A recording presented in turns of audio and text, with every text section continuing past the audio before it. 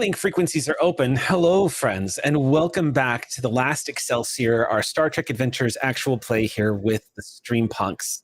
As we are starting in this new year, we're starting it into some pretty interesting times. As you may or may not know, and I'm sure you do know, LA is experiencing a bit of a, we'll just call it a kerfuffle. It's not great. And tonight we are currently raising funds thanks to Noir. Huge shout out to Noir. Our captain took initiative and launched a fundraising campaign that's going to be going on all week. And tonight we are going to be directing people to the link that you see in our chat that Noir has been kind enough to set up. And we are trying to drive as much support as we can towards that link for the victims of the wildfires. We have been getting a lot of questions, so just right off the bat, everyone's okay. We are all under red flag warnings here in LA, and it's fun.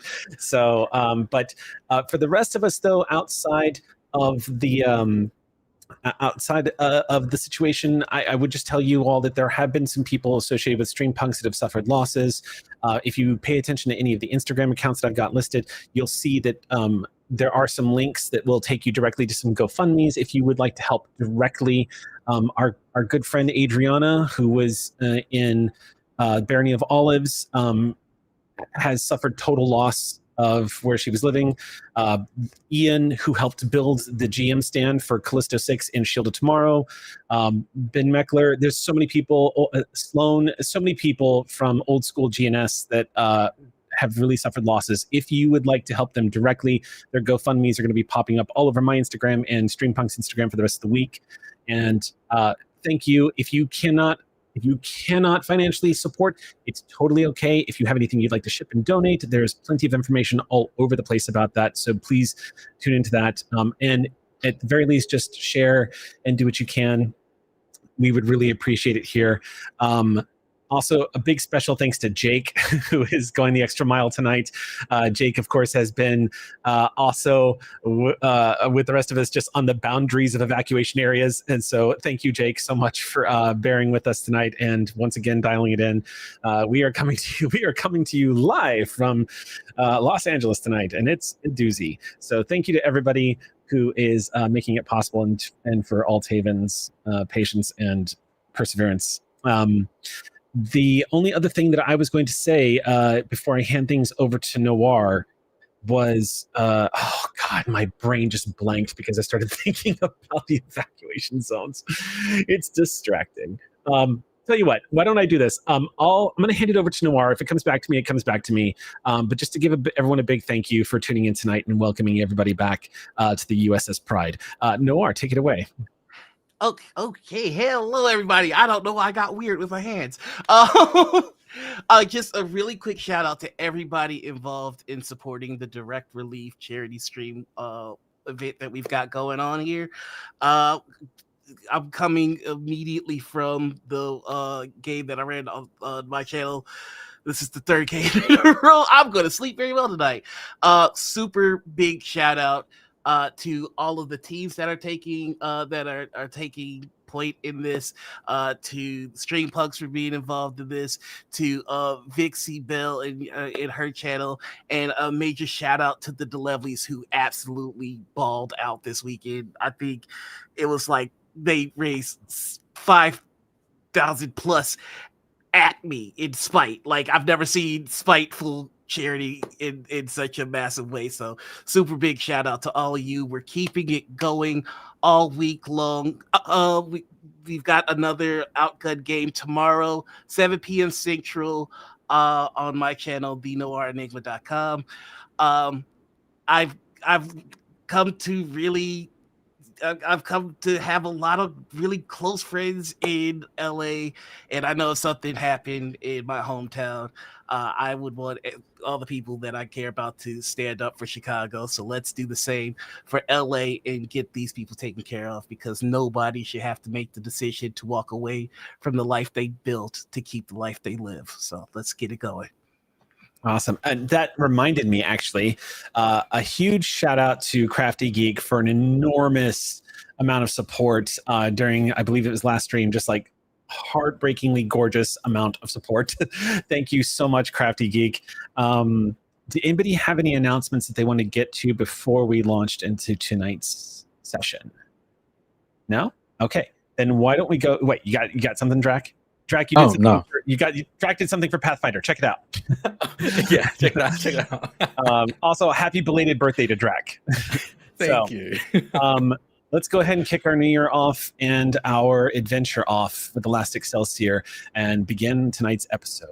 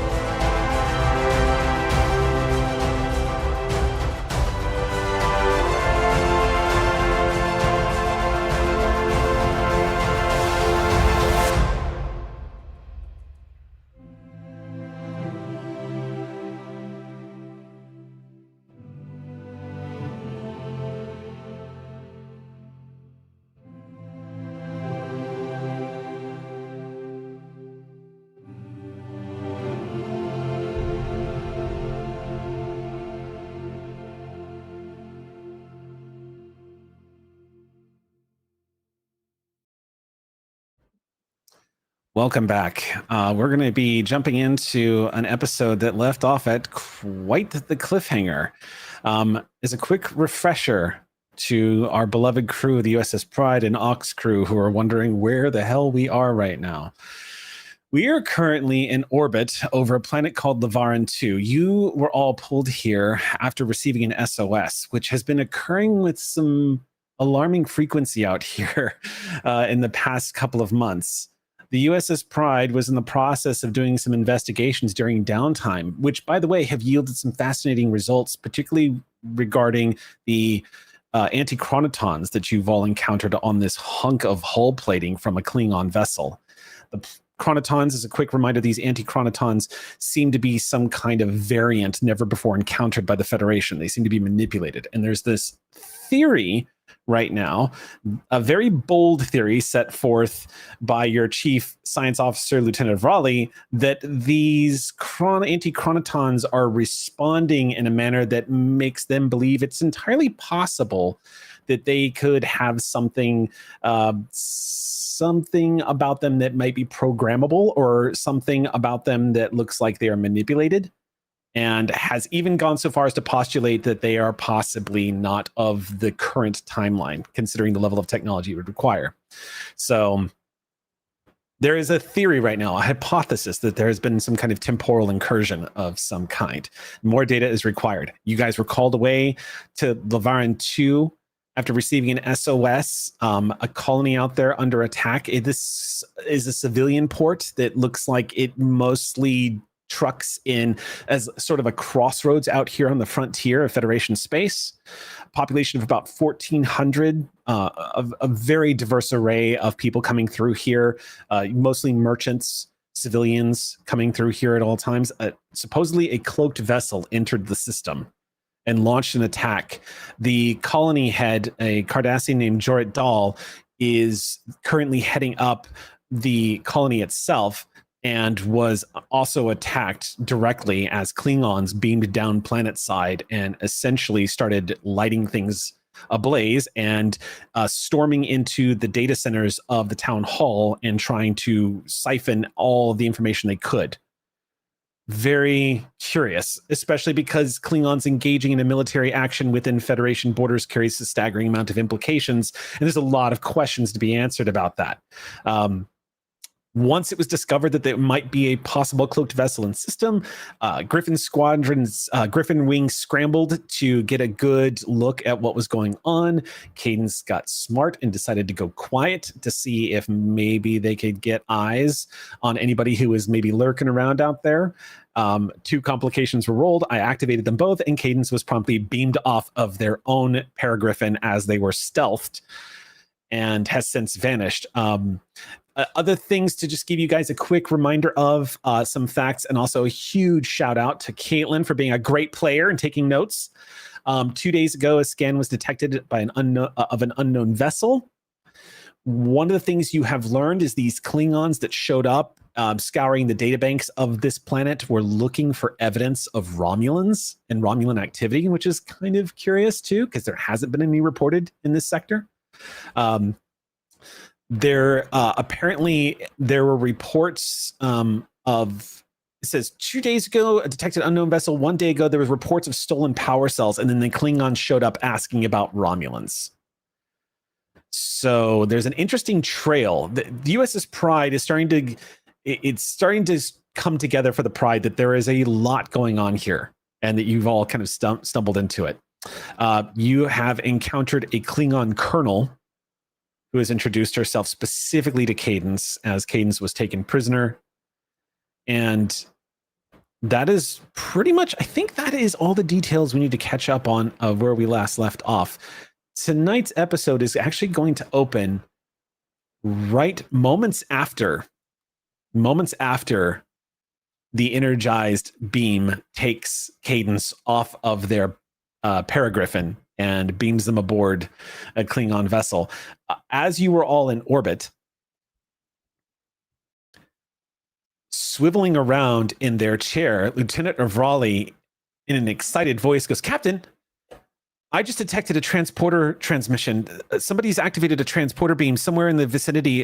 The coordinates look like they might have been..." And then you see their face shift. "Captain, I think it was the last I think it was the last known location of Commander Cadence. I don't have a precise location of their shuttle because they were going dark, sir." Commander Tavine, I believe Hataben, Teon, and Tavine are planet side right now. That's right. Yep. I'm gonna order Helm to divert course and get me a visual on the last known location of Cadence. Hi, Captain. Taking us into low orbit. A few chirps on the LCAR's visual comes up on the main view screen as you see the beautiful horizon of this planet out in front of the Pride. Scans, you can immediately hear the sensor pings in the background on the bridge as Avrali begins to send out sensor sweeps. And I'm going to make a quick roll for Avrali. And I'm going to set the difficulty of this at, well, okay, I'll set the difficulty, yeah, because you're trying to detect the shuttlecraft. So I'm going to set the difficulty of this at, oh, you know what? I'll set the difficulty of this at 2, because you guys actually have Commander Cadence's both, oh, damn it, what is it called? The badge signature. And you also have their life sign signature. So let's see. Dice in the pool. 6 and 7. That's a good way to start things off for the night. So Avrali tapping on this computer console, focused, furrowed brow, shaking their head in frustration. "I'm not reading anything, Captain. I can't find the shuttle, but I'm definitely not picking up signs of Commander Cadence." Can you zero me in on where that transporter signal came from? I can give you an approximation. There. And you see them bringing it up for tactical to see. As it appears on the tactics screen, the aux crew member types in a few buttons, and you see the view screen pop up in that general location. And sure enough, you see what looks like at station keeping, you see a Peregrine fighter that is just kind of drifting out there. It's totally shadowed right now. as power is completely shut down into lowest levels it can. Cadence flying that thing just like a shadow. It is currently just kind of drifting gently out in space.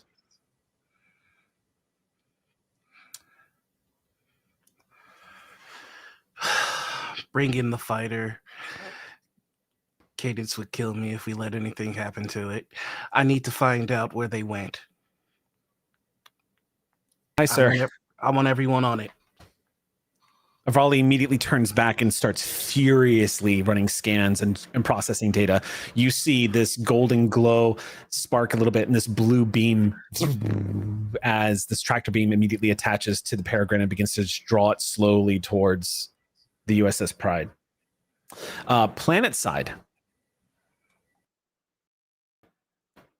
Planet side, things are moving along. Griffin Wing has been delivering supplies and also taking care of fires.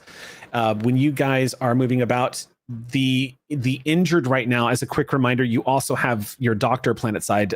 Commander Conway is basically making her way through everybody who is complaining, not just stopping at people who were injured by angry Klingons, but making sure that people have not had any smoke inhalation, making sure that everyone's oxygen levels are good.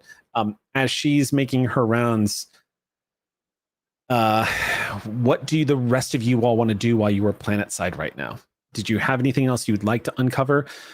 Anything else you would like to do? Right now, Commander Hata does not know what's going on above the skies. So, guessing we don't either. Correct. Right. I assume so. Yeah. So right now you just have the colony head who is with you all right now.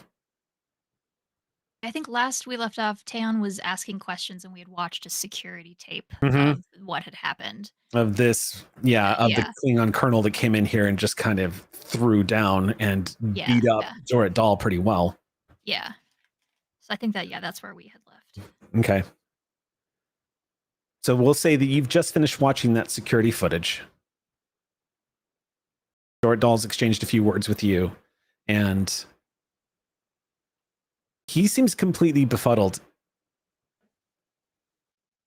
They just seemed very dead set on finding proof of these Romulans.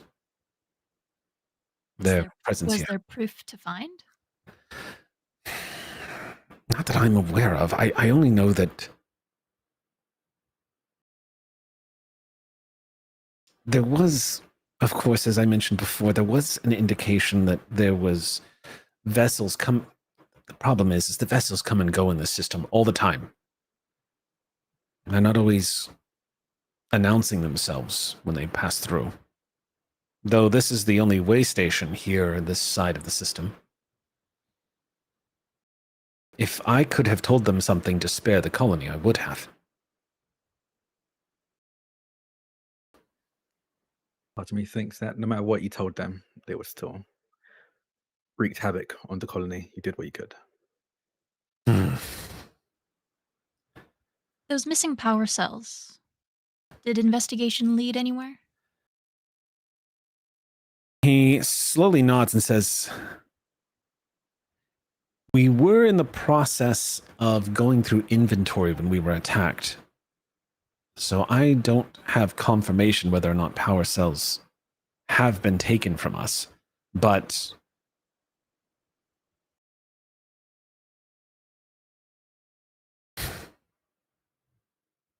perhaps with maybe some help, if you would like, we can certainly do an inventory to find out if there's any truth to what the Klingons were looking for.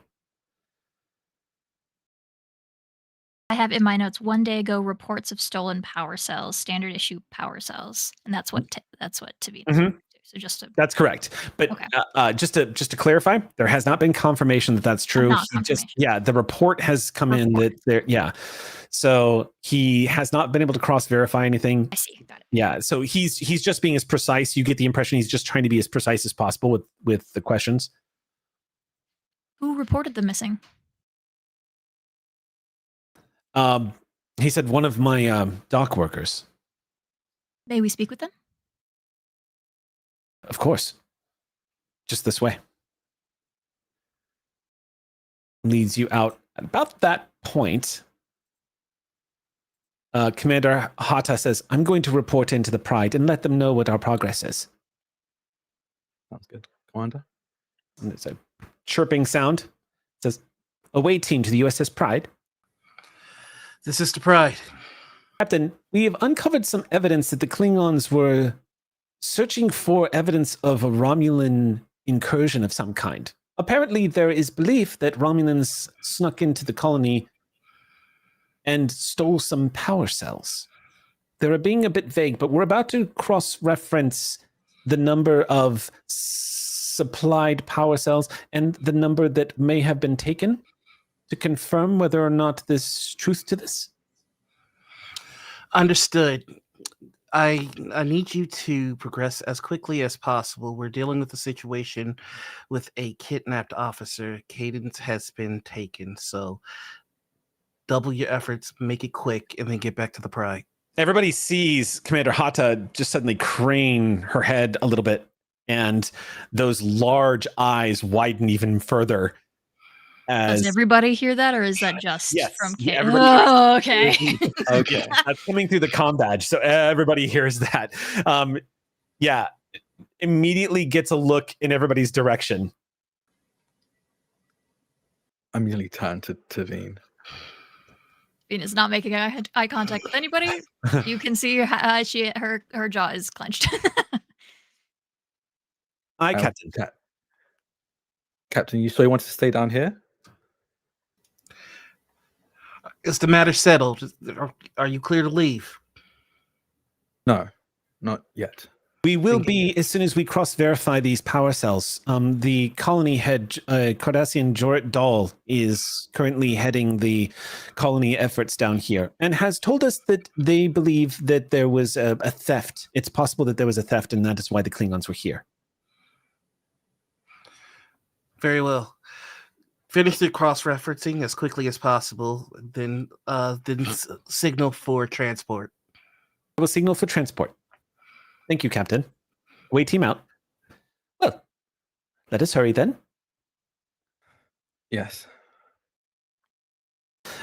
You find yourselves in front of one of the dock workers who is nodding as he's being asked these questions. The man looks like he's a bit older and tells you all, I was running inventory about I guess it was about 2 days ago.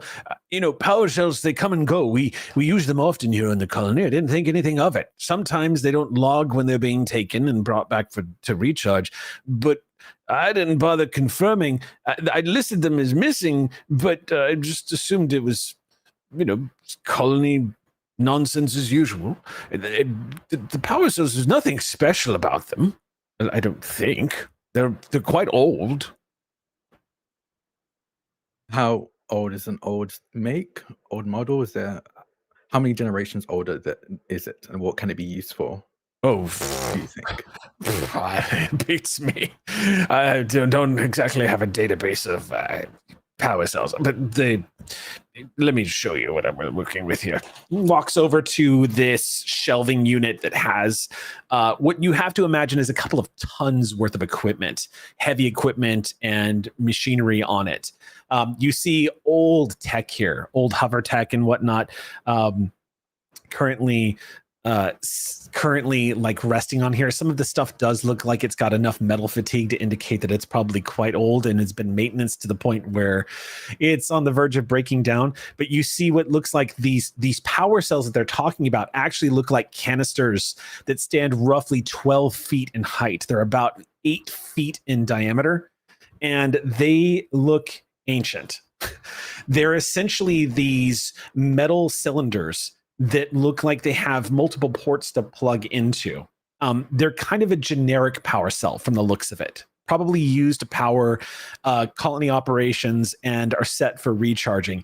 Technology like this is not used anymore. This is quite old and out of date. A power cell like this would fit in your hand today and is commonly used on Federation starships and can be replicated in the industrial replicators in the cargo bay. This thing is probably before the current time period. If you'd like to know more, you can certainly make an investigation check and make a roll to see if you can discover anything else about it. Otherwise, That's what you see. Is there any security footage of? Do you keep track of this place using cameras at all? Any security footage you can check? He shrugs. No. We just have internal sensors, just like most places. But, nothing got triggered, and it didn't seem like anybody had broken in.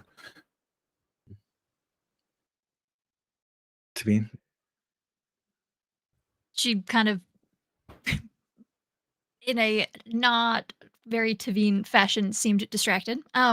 Catches your eye and says, "They don't seem very easily procured. Someone would have noticed if an unfamiliar person or persons took them from here."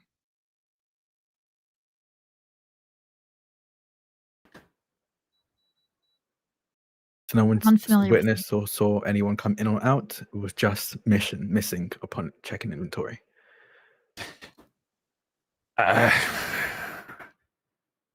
The man shrugs and says, I didn't know that they were missing. It's not uncommon to see these things get used and then brought back for recharge. We're the only charging station in the colony for this old kind of power cell usage. The old colony building. While he's talking, Tavine's gonna do a lap. Okay. Look around. Look around. Yeah, around the power cell specifically, but if anything catches her eye. Okay. Go ahead and I would say make me, if you'd like to make an investigation check, go ahead and I will let you pick what attributes and department you think you would like to use. And keep in mind that whatever attribute department you use will determine the flavor or type of information you may learn. Yes. Okay. Let's do.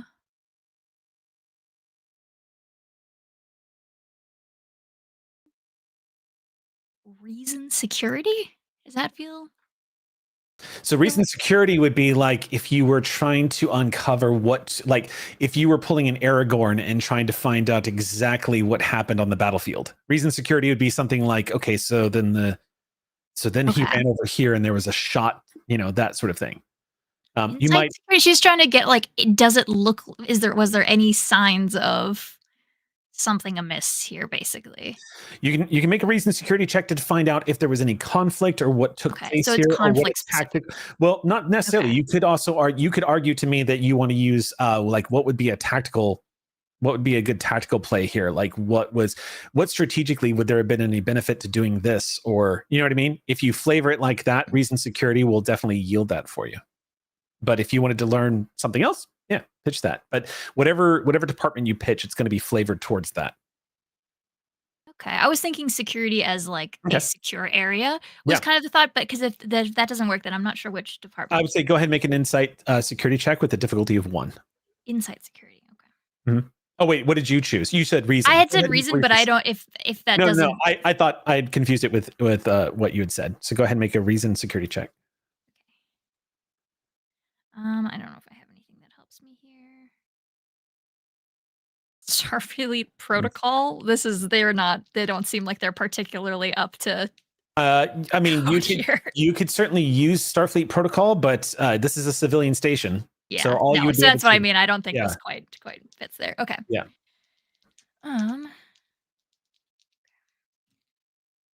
Ooh. Okay. Oh, I didn't crit. It was really close to critting, but that is 2 successes. This station with 2 successes, I'll tell you 2 things. This station is, first of all, gain a momentum because you beat the difficulty. First momentum of 2025.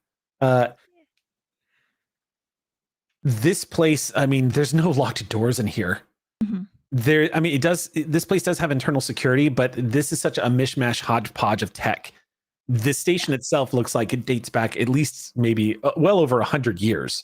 And these power cells rather, they're old and generic. You have to imagine that their lifespan is coming to an end at their age. They probably don't carry a full charge anymore. Why anybody would want to steal them is anyone's guess. But all you can devise is, oh yeah, this would be super easy to steal. This would be so easy to just walk in and walk out. And as a quick reminder, you can always spend momentum to try to learn more information. And also, as a quick reminder, I will always tell you if you have learned all there is to learn. Jack, do you have any thoughts? We have a floating momentum. Yeah. The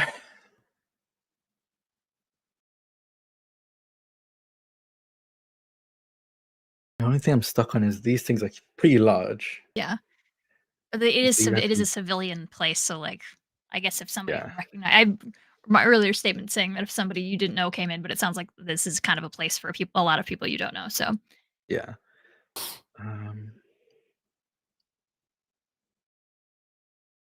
Can't think of a question. it's fine. We can just keep the momentum. Yeah. Yeah, that's what, so Tavina's just walking around while you're talking to the guy, poking around and kicking tires. Something is definitely not adding up here, though. Yeah. I will give you that much. Yeah. Damn, I really want to think of a question. You can take a moment if you want to think of something. And we can cut to another scene to sort of buy you some Yeah, time. no, that's perfect. Yeah. Okay. So the camera kind of pans over to you as you're just like, the Vulcan just kind of chewing on this for a second, going like, wait a minute. Cut to Cadence being roughly tossed into a brig. You are shoved into this large dark room. And by dark, there are just bands of red light and then lots of shadow, very typical of a Klingon vessel. They are almost always as dark as the jungles on Kronos. So as you are pushed in, you find yourself in a bare room that is just a metal slab where the bed is. Curiously enough, though, as the force field activates, not long after you are thrown into this, once again, the colonel steps into the brig. You see these heavy doors slide open as she comes walking in, once again trailed by her limping targ and this cloak that's flowing off of her. The Beck that just tossed you into the cell says something to her in Klingon, and she nods, takes a data pad and looks at it for a moment, and hands it back to him and barks something at him. He nods and walks out, leaving the two of you alone. Y'all know how to create some ambiance, I'll give you that. She tilts her head up and looks at you, kind of scopes you out.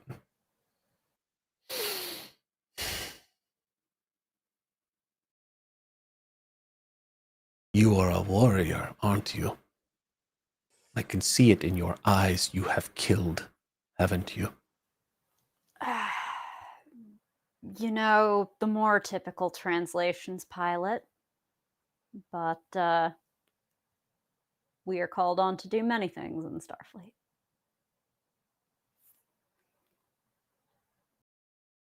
How old are you? Old enough. Old enough. Back on Earth, it's not considered polite to ask a Tran their age. Especially when you have me at a disadvantage. Colonel... Disadvantage is where I keep my enemies. She pivots rather abruptly, ending the conversation as this cloak flows past her. The door opens again as two more Becks step into the room. She says something to him and they nod, and she strolls out, leaving you here with these two guards. Oh. You know any good jokes? One of the Becks, he just goes, and takes a seat. And the other Klingon does nothing more than just take the security station and stand guard. All right. But, Cadence, you can hear the telltale signs of an engine starting to gain more and more momentum. I'm going to lean against the back of the cell. And I'm going to listen to the vibrations of the engine. It is a cacophony of energy and power coming through this. But if you would like to make a check, you certainly can. I would say, obviously, an engineering check of some kind. Unless you want, if you want to argue for something else, please go ahead. You know, I was thinking con, but if you'd rather, Yeah, I don't have engineering. strong feelings. I'm banking off of something that Scotty once said in an episode where he could tell the speed of a ship just by the sound of the deck plates. It's kind of the same thing, where as an engineer, you would kind of know what's going on. So I'll set the difficulty for this at 2. Okay.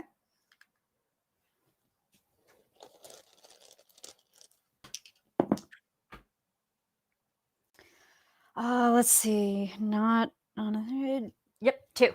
Exactly. 2 successes. Nothing. Your instinct does not tell you they're going to warp. There's one thing you know about Klingon vessels is that they are brimming with power, but almost all of their power is diverted to their defensive and weapon systems. They're not necessarily known for having particularly powerful or quick vessels, unless it's a smaller vessel. You get the impression this one is a heavy vessel of some kind. Yeah, Maybe keep it's definitely not a Burrell class bird of prey. That much you know. No. Does not look like it is. It looks like it is way too big to be a Burrell class, just from the corridors. Yeah.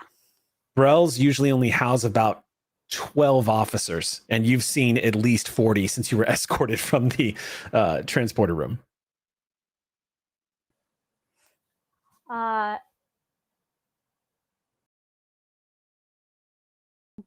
Based on what I've observed so far, and that a colonel is on board, which Klingon vessels could possibly fit the bill or seem likely? They say that they're obtain information. Obtain information. Okay. Colonels usually command warships.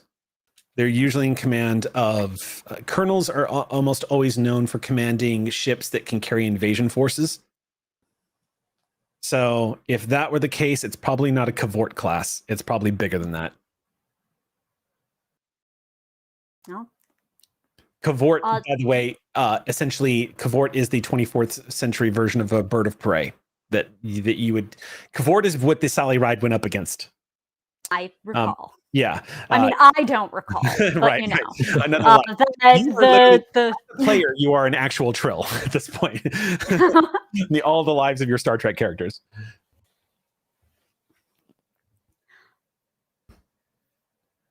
Does this ship look new as I was going through the corridors, or does this look like something I had spotted from, like, that I would have seen? I mean, we flew with the Klingons a lot. I saw a lot of Klingon ships. And what you would know about the Klingons is they care for their ships the way a historical samurai from Earth would care for their swords. They treat their warships like they are living things to be honored. The engineers take particular pride and efforts in keeping ships up. In other words, it's hard to say. Okay. Then I guess I'm gonna have to wait for the information to come to me, because I think I've gotten about what I can get from being in the cell. So unless Beck 1 or Beck 2 starts feeling chatty. Yeah. So which one of you is not an extra? You kind of sit down. You've just got time to kill now. Either of you got a harmonica? That's a good button to cut back to. On the bridge of the Pride, Vrali is going to make another roll here. And I'm going to have them roll Reason Science. If somebody would like to roll for the Pride, this is going to be a sensor science check. And the difficulty of this... I can roll for Pride. The difficulty of this is going to be 4. So this is going to be a steep one. Yeah. Noah, can you remind me, what do I have to say before rolling? Roll Pride. Okay. Perfect. Roll Pride. Roll Pride. Okay, what is that? That's let's say 6. 6 for Pride. Yeah. Vrali's frustrations continue to grow. They are basically being... What's that? Can I take a swing at this from the captain's chair? What do you mean? How would you take a swing? He would be looking for. I know that we're dealing with Romulans and Klingons, so he would in particular be looking for cloaked vessels. That's what Avrali is looking for right now. Is scanning for any kind of cloaked vessel. So yeah, so I was just like, well, she's doing it. Might I try as well? Sorry. Do you mean while they're scanning for? Oh, there. Sorry. Do you mean while they're scanning for the cloaked vessels, you also want to try to initiate a sensor scan as well? It's kind of redundant. So it's like scan on top of a scan. So what you could do though is if you wanted to, if you have any of your talents here that you might want to kick in, if you can kick anything in to like boost a success or anything like that, if you have anything like that, or determination that you could spend to boost something or someone. Because you are loaded up on support skills as captain. Yeah, I'll spend a determination to grant another character a determination. So she'll spend it to just get a 1. So okay, so you are just real quick. So you're having them. You're spending it. You're having them get a determination spend. Yeah, commanding officer role benefit. You may spend determination to grant any other character you can communicate with 1 determination. That's what I need to know. I just need to know the language because you're doing this for an NPC. So I just wanted to check the determination here. But yes, okay. In which case that's going to grant them, I believe, an automatic critical success for 2 extra successes.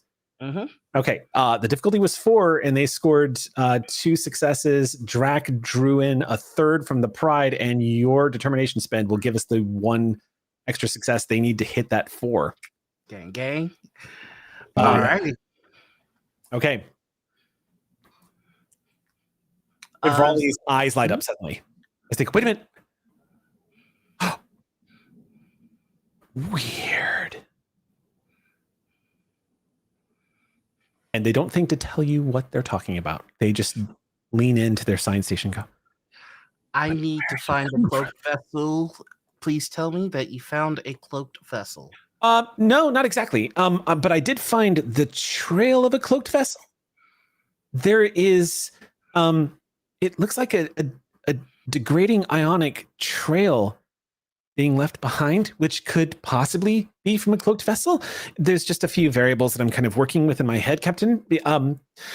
Ionic trails are not typically left by cloaked vessels. That's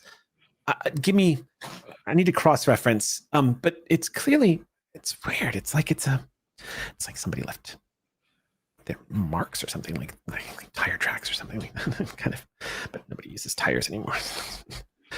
So we have an idea of where a cloak ship might potentially be, correct? If I am right, and this is some kind of degrading ionic trail, it's possible that I can maybe plot a course or get an idea of the direction it came from or is going. Officer, Yes, have you ever watched cartoons? I'm not. Is that a cartoons? Animations. My mother used to show them to me on the space station. I mean, I've seen computer animations, models, readouts. If we have a trail of the ionic radiation, that means that we should be able to estimate a trajectory of where they would be based on the degradation of the ion field and its point of origin, correct? Theoretically, that's correct. I just need to find out. I need to confirm that it's a ship, but yes. Oh, that's exactly what we're about to do. I'm going to, I would like to use the tractor beam to move any debris, space debris, anything in the direction of where the ship should be based on the math of where it's heading and in what direction. So it's basically like if somebody's being invisible, great, I'll throw dust and I'll get an outline of where of ship. Do you guys have any more momentum? I can get it with a rally. There's also 1 momentum currently. Because because right now, as the scene is described, there is no space debris and there's no meteors or anything like that. But if you're willing to create a trait, I would like to rally in the whole having a conversation with my officer about cartoons and where the idea came from. Will be the rally. So Avrali is charmed by this and is just listening to you with a big smile on their face. Okay, so let's see.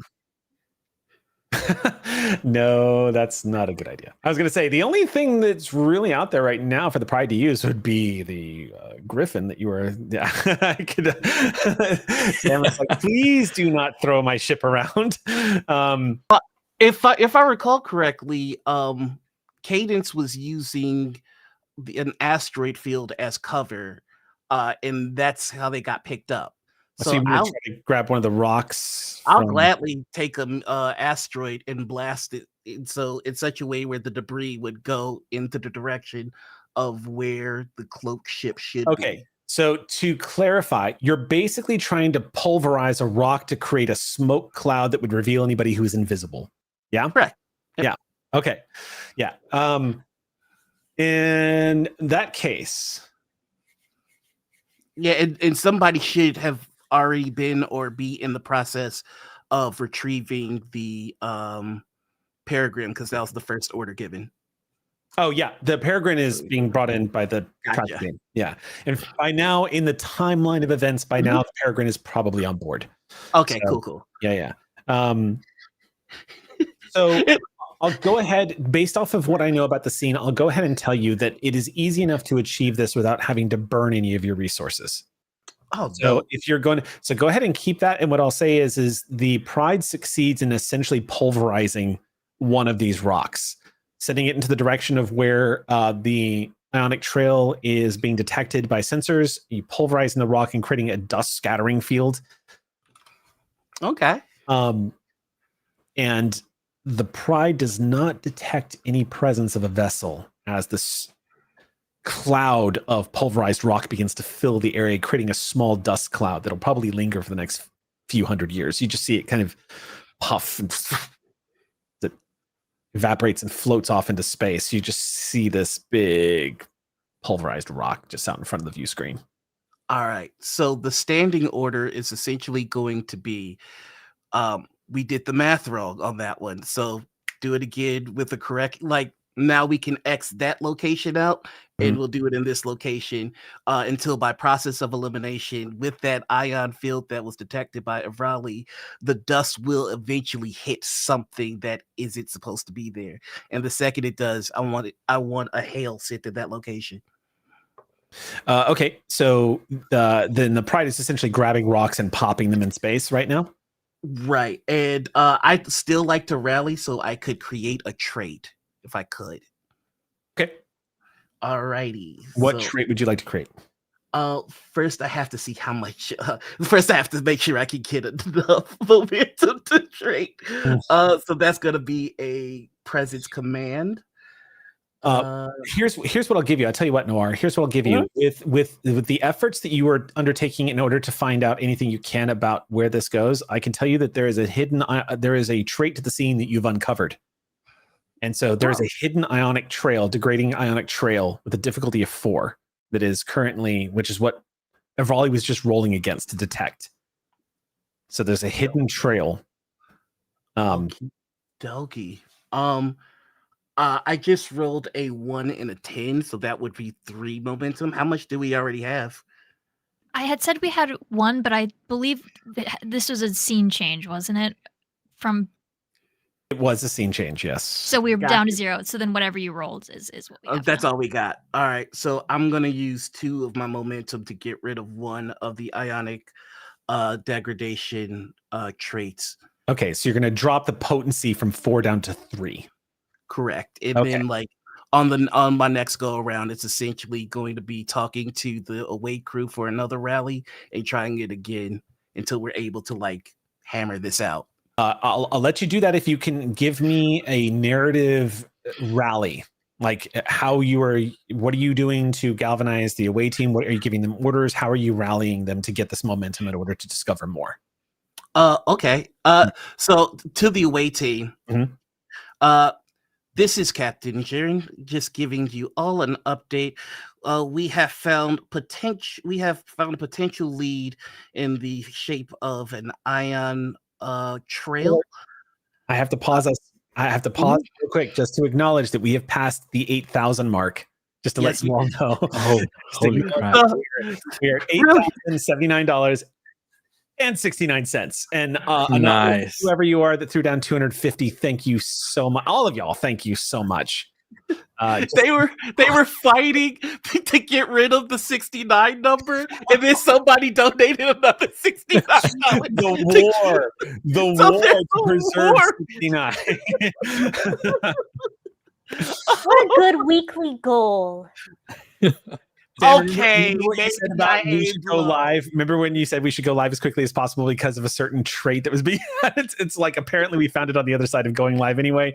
Thank you so much, Ox Crew, for fighting for your right to party, apparently. I will go ahead and raise that goal again because I aimed low, I guess. To 10,000. But back as for the rally,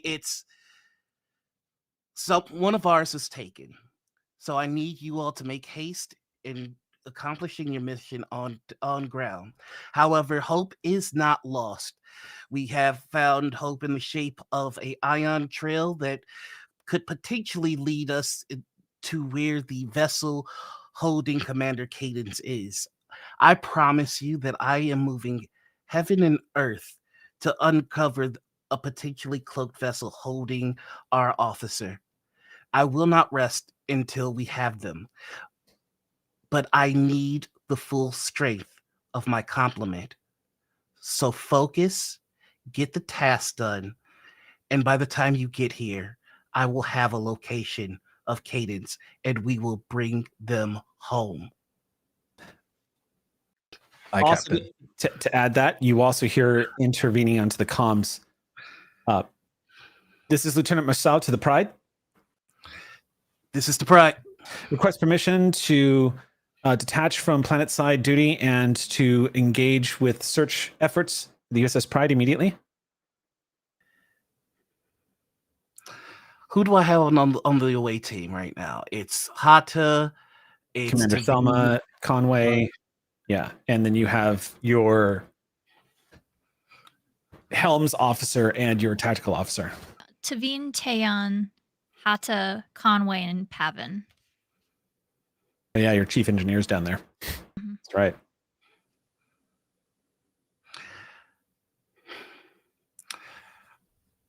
I appreciate the ambition, but you'll return and join the search effort once the away team's job is done. Help them accomplish it as soon as possible, and you'll be here sooner. There is the slight, like, just beginning of a word as Lieutenant Marcel is about to protest, and she stops herself dead in tracks. Says, "Aye, Captain." Jaren out. And you all planetside can hear Marcel on the comms just go, "All right, everyone. Griffin Wing, I'm assuming command. Let's get this done as quickly as possible so we can get our commander back." I think upon hearing, if I can spend, because I have a question now. Just to clarify, she is assuming command of Griffin Wing. She is not assuming command of the away team. Yes. Yeah. But I think, which is narratively works perfectly. Hearing this rally from the captain, I think, pinged an idea for Taeyon.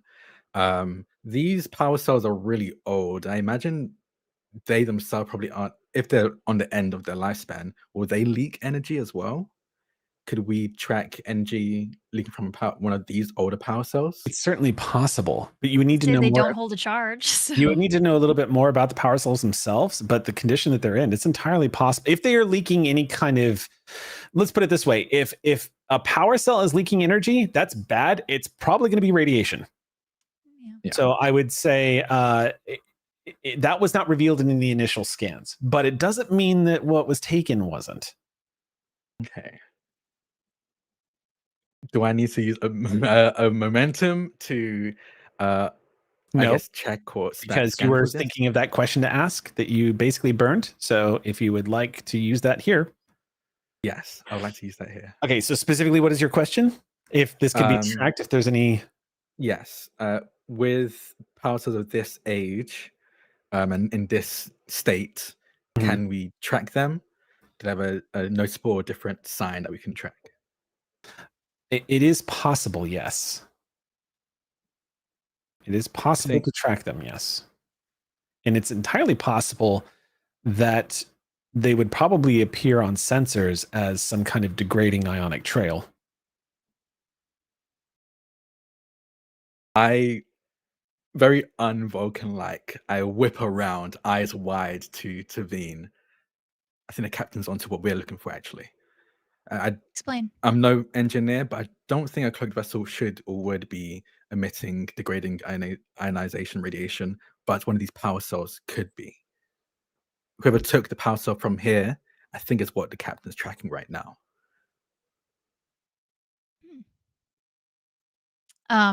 Tavine pulls out her tricorder. OA Team 2 Pride, requesting the signature that you're picking up. If Raleigh says, I'll send that to you right away. You see some of the data immediately feeding into your tricorder as the Pride transmits it. I'd like to compare that to anything. If there's anything I can pick up similarly down here. You pick up residual particles immediately without even having to roll. Well, actually, let's go ahead and have you roll at a difficulty 0 because then you could generate some momentum from this. But they are present. You're not going to miss them if you're using a tricorder now that you know what you're looking for. Okay.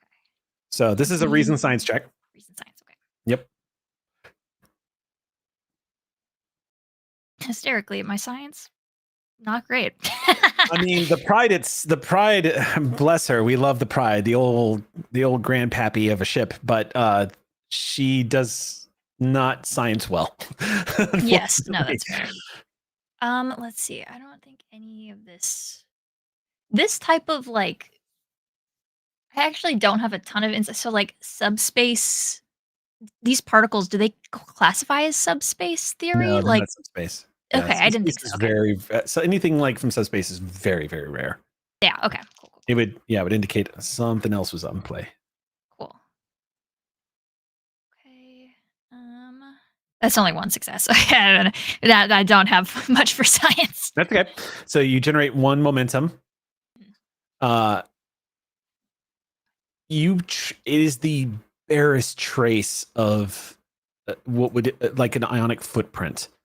Just like a trace energy at real low levels of radiation, in no way dangerous, like microwave levels. Mm-hmm. Very small trace, consistent with maybe something that was here and is not anymore. Is there a direct followable trail? Possibly. But think of this in terms of Star Trek. How would they have gotten it off planet side?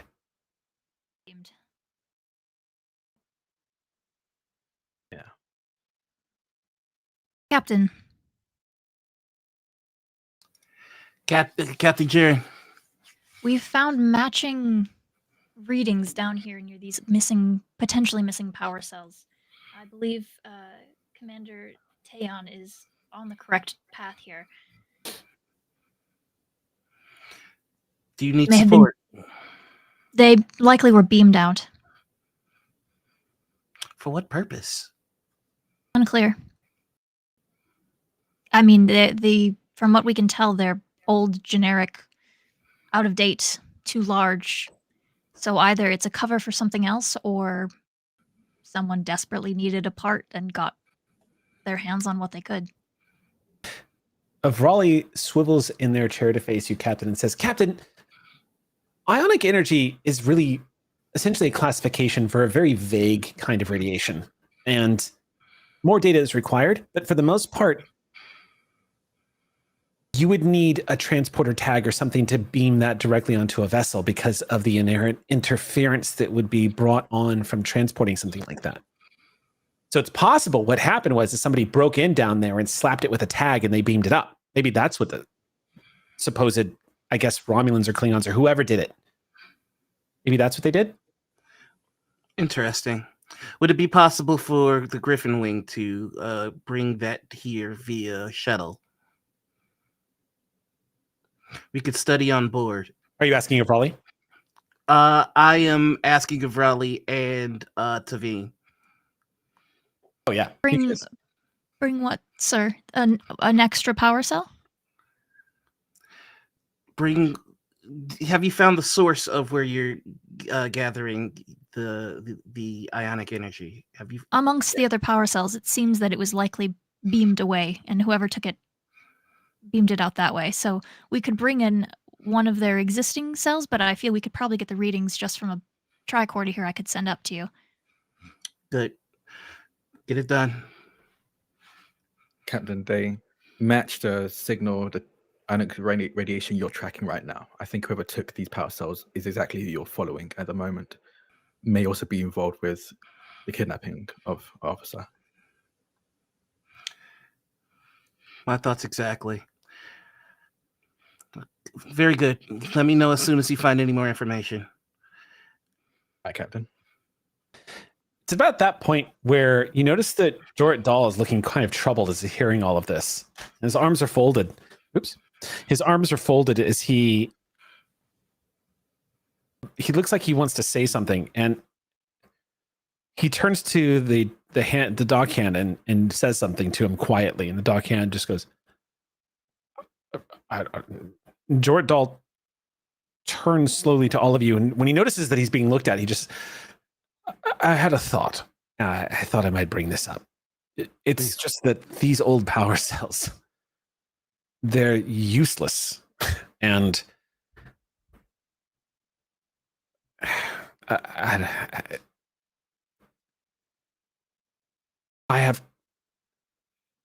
I'm confused as to why they would be leaking ionic energy is all.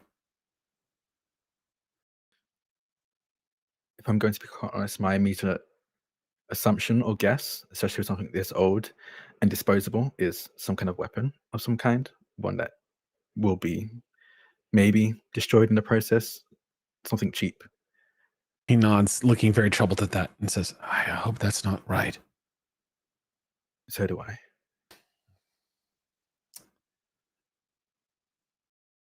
All right. So above the skies, as all of that is happening, a dust cloud has begun to form.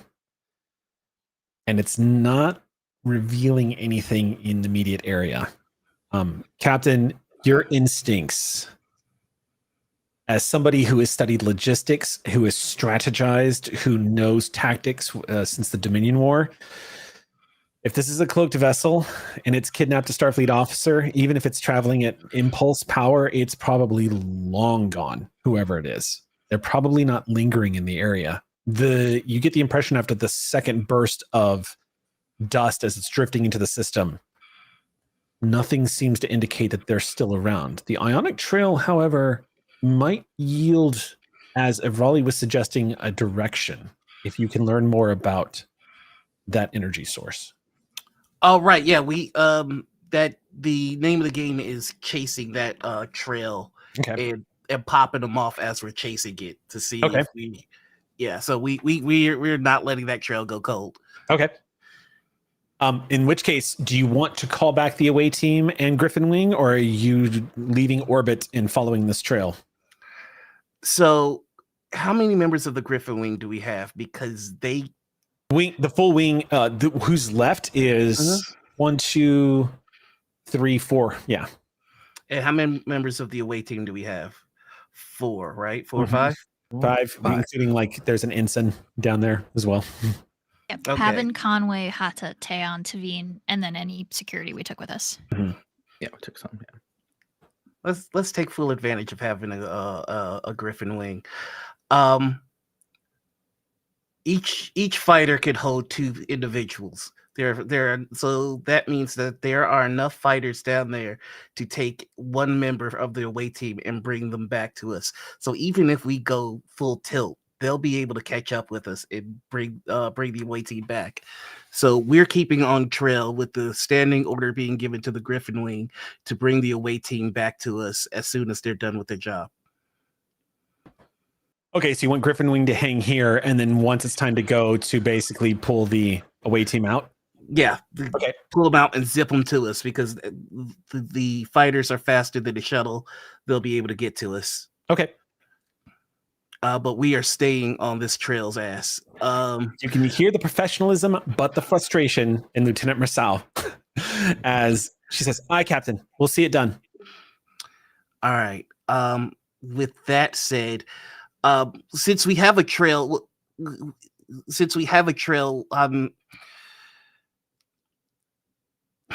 the thing is, if you can tell where point A, B, and C is, you should be able to guess where D will be.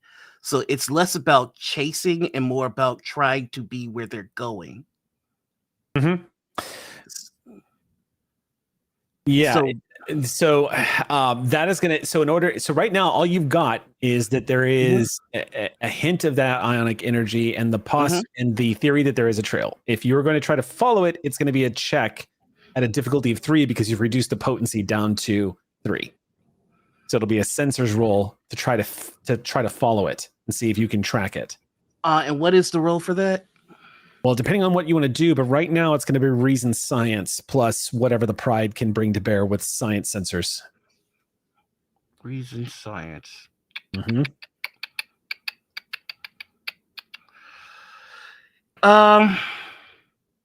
We're gonna jump them.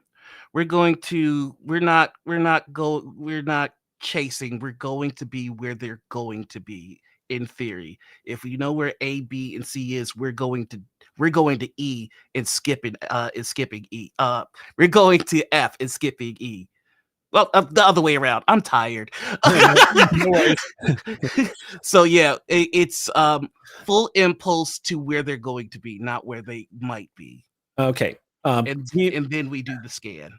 Do me a favor, and before you do this, make me a presence command check. Presence Or actually, I'll let you choose between. I'm gonna check that real quick. I'm gonna say make an insight command check. Oh, okay. Insight command. And the difficulty of this is going to be 1.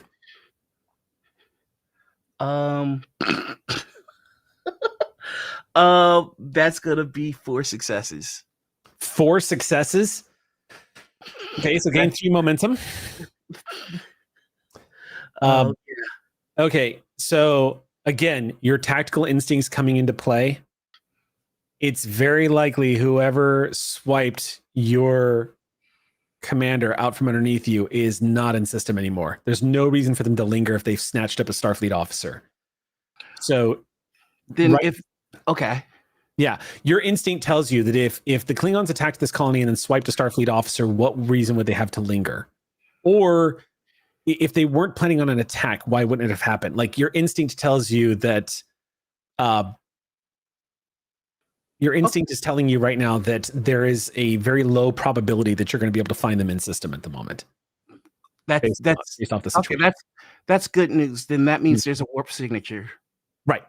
Yeah, that's very good. If you want to burn any momentum too with any of the additional successes you've got. Yeah, now we're looking for a warp signature. So yeah, that's which are notoriously difficult to detect after a certain amount of time. So let's see.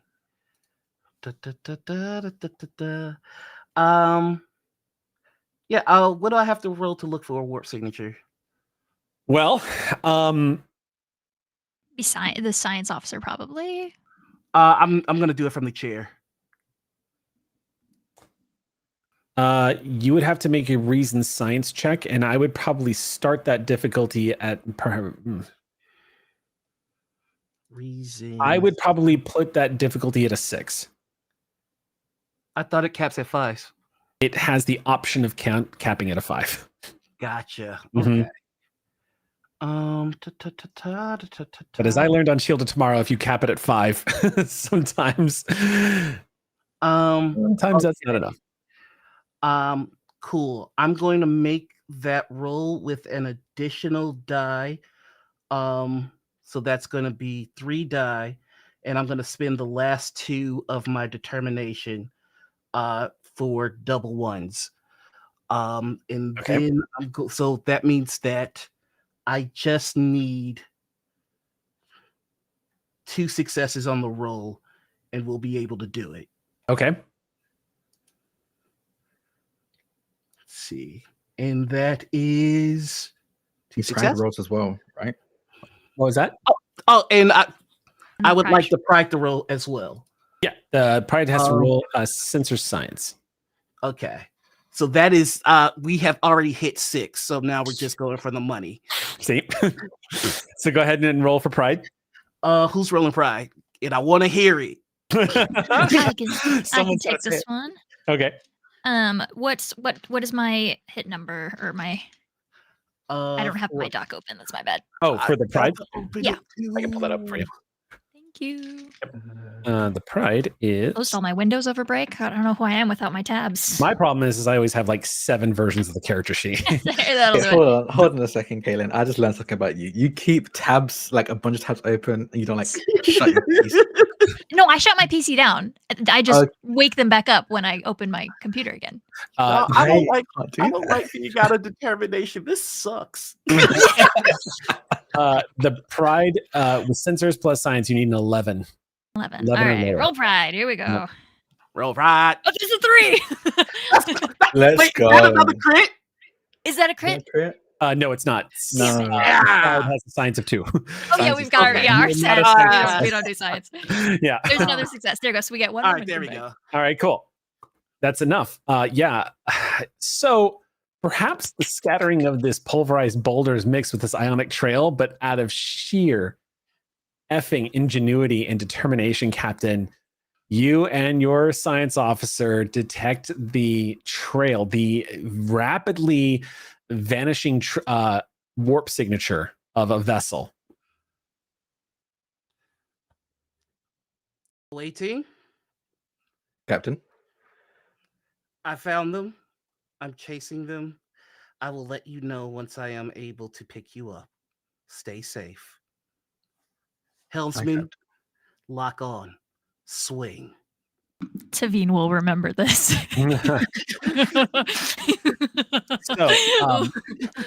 I'm going to go ahead and point out there's just one last little fly in the ointment here. Mhm. Is you might get a direction, but in the vastness of space, without knowing where it's going, this is still shooting in the dark. So what you do get from this, though, is you'll be able to pinpoint. Let me put it this way: if you encounter the vessel in the future, you'll know it's them. Every vessel has its own unique warp signature. You'll be able to triangulate I wouldn't say you can plot a course based off of this, but the ionic trail might give you the problem is you need a destination is the big problem. The infinite vastness of space.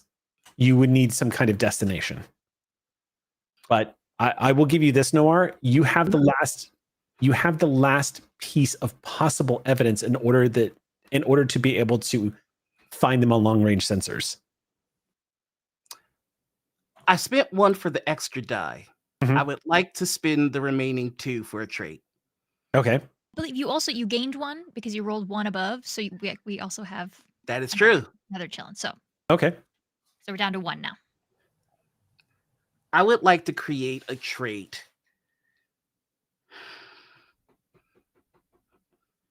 I'm trying to figure out, do we go boxing or do we go spiritual?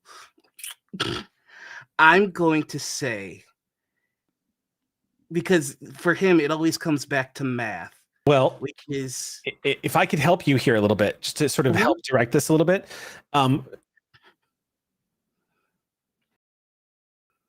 We have reached I would say we have kind of reached that cliffside edge of what is possible and impossible in the lore of Trek.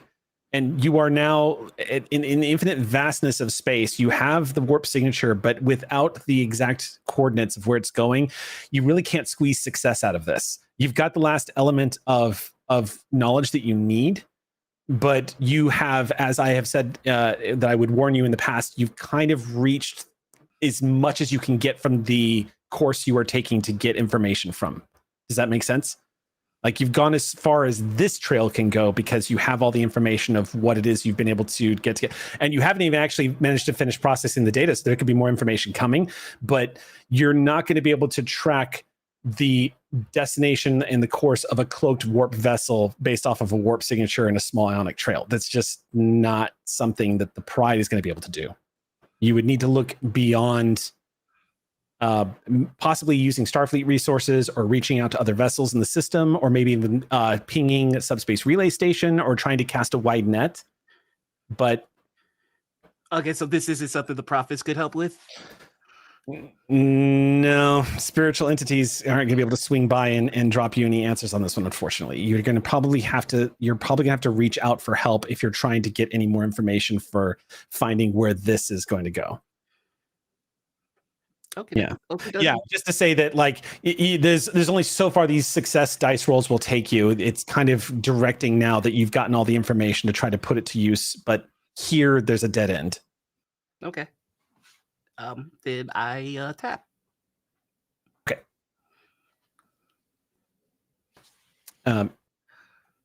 In which case, I would say, why don't we do this? Because we're actually at 7:24. So why don't we take the break now? We'll just take it a little bit early. We'll take a 10-minute break, and then we'll come back in 10 minutes and find out what the Pride does next, and find out what the heck is going on board this Klingon vessel. Heck yeah. Yo, what's up, everybody? This is Burger Lust. We're back for another round here on Clear Skies Last Excelsior. The Last Excelsior? Is that what this, there has been a theme since before we went live that I am tracking at this point. Yeah. Happy New Year! Hey. Yeah, there's been so much dark matter. Yeah. All right, so welcome back, everybody. We're gonna go ahead and jump back in. I know we've confused the F out of chat. I don't know what to tell you. I'm not Mercer. I join in the shenanigans when things are set off screen. So, all right. So, jumping back in, we're gonna jump back into the scene of what's going on board the Klingon vessel. So, as we come back, you hear, Cadence, your eyes opening a little bit as you were relaxing on your metal slab in this holding cell. You can hear coming through a transmission on the computer a Klingon saying something. Your universal translator is picking up most of what it's being said, but you're pretty sure you heard the harsh Klingon order of bringing the prisoner up to the colonel's room. And with that, the Beck stands up and is joined by the other Beck, and you see them deactivate this energy field. And one of them says something to you and barks an order and tells you to approach. Hey, I appreciate it. I'm very flattered. But I think your boss wants to see me, and, we better not. All right. You are led down the corridor. You're mapping what you're seeing as you're walking by a bunch of these Klingon warriors. If you would like to make any kind of rolls here, you can. You can certainly make an insight check to try to read the room a little bit. If you want to try to get as much information as you can, you have an opportunity as you're being led through these corridors. Yeah, sounds like a plan. Do you have any? This would be an interesting point, because this is actually a skill set that is offered in Star Trek Adventures. Do you happen to have? It's a long shot, but do you happen to have? There is a skill that lets you identify vessels. Do you happen to have that? Sometimes that's offered up to people who have con specialties. No, Vren had it. I don't. Okay, cool. Okay, so whatever you would like to do here, you have the opportunity. Besides, this is Otherwise, a small craft. Who cares? What's that? This is a ship that goes to warp. Yeah. Whatever. Yeah. All right. So we're scene change now. Yeah. So we're out of momentum, correct? Mm-hmm. Lamau, no, we're not. Close knit crew. Sorry, we would have been because we redacted the 2 momentum spend. We were at 3 at the end of last, and now all we're right. at 2. We're at 3, and close knit crew don't do. So sorry, it's a new scene, so we're down to 2. Sorry. And just because we're being so general here in what we're talking, I feel the need to, and we've been gone, so I just do want to feel the need to clarify that technically you guys actually have quite a bit of momentum in the form of aux points. So do keep that in mind. Anyway, so this feels what you want: reason security, you want insight security. It's what you want. If you want to try to get anything, you don't have to, but if you want to try to learn anything or try to devise something cleverly as you're walking through these corridors and being led to wherever the colonel's chambers are, you can, if you'd like to try. I'm gonna roll on insight presence. Okay. That's really cool. What are you thinking of? What are you trying to devise from this? You've described me walking by all these soldiers. Mm-hmm. What's their vibe? That's a great question. Okay. I'll set the difficulty. I'm going to set the difficulty of that at 1. All right. Yeah.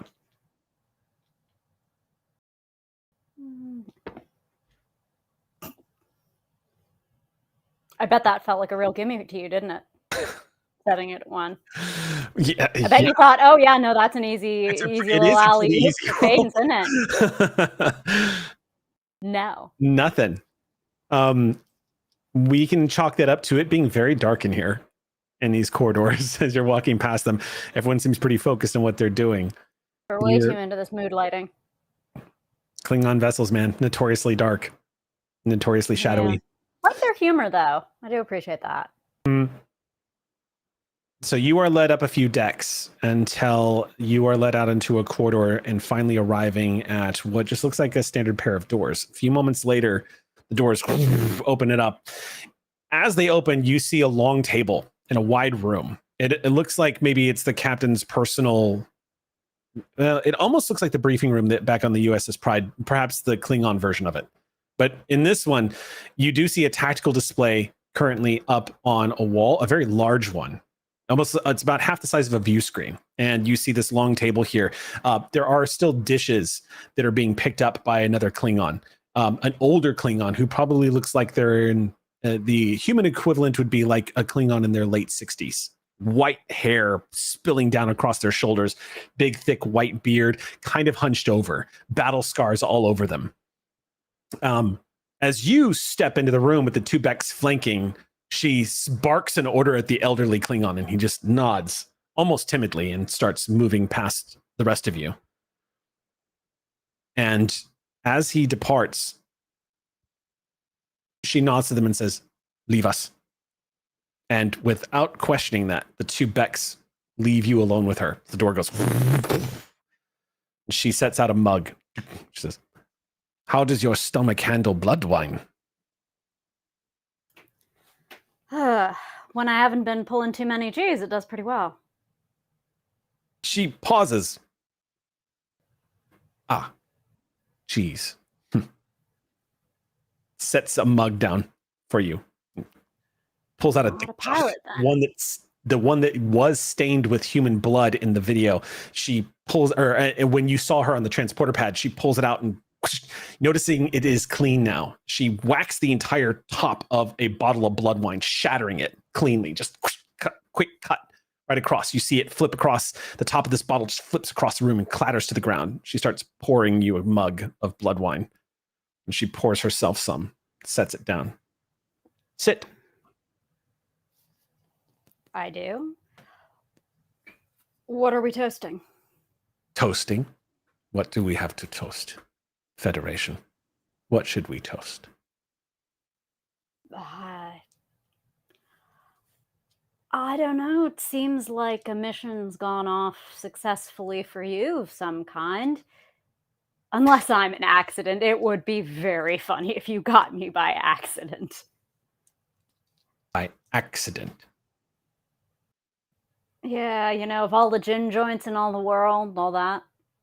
So I'm assuming this is something planned and went off nice and clean. So shouldn't we be celebrating that? She nods very slowly and takes a deep drink without saying anything else or toasting anything. She sets the mug down. Tell me about your vessel. It's an older vessel, yes? Oh. You ask a lot about age, but really it's just a number. She nods. It's good to have pride in one's ship. Your crew certainly does. Every Could eat Klingon off the floor does. here. As well they Some more should. than others. She grins at that and says, maybe some more than others.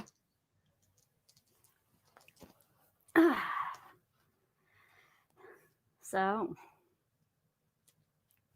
you gonna ask about chronology the whole time? Or, what am I doing here?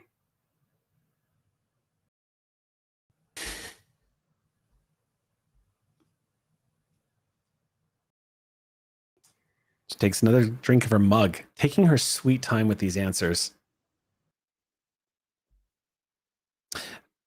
How much do you know about the Klingon houses? Oh. If I trust the information from my former battle brothers deep in their own bottles of blood wine, a bit. Enough to know about the tensions that are rising. You served in the Dominion War? Oh. You keep asking about age. Yes, I'm old enough. In Starfleet, most of us did that. My grandfather hated the Federation. He was of a generation that believed that the Federation was attempting cultural genocide upon the Klingon Empire, trying to impose human virtues and values upon the rest of the galaxy. He tried to teach his children to hate us too, and he nearly succeeded. My father was a very spiteful man towards the Federation, hated the Khitomer Accords, always wanted to find some excuse, like many Klingons of his time. Always wanted to find a reason. Are we a product of our time? I find that to be the excuse of the weak. Those who surrender their minds to others. My father had cause to hate the Federation. But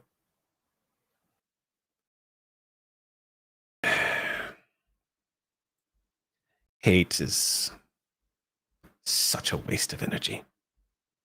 Anger. Anger is my drink. She takes another long swig from the mug and says, anger is how I found you. It wasn't by accident. You came to that colony just as I knew a Federation starship would.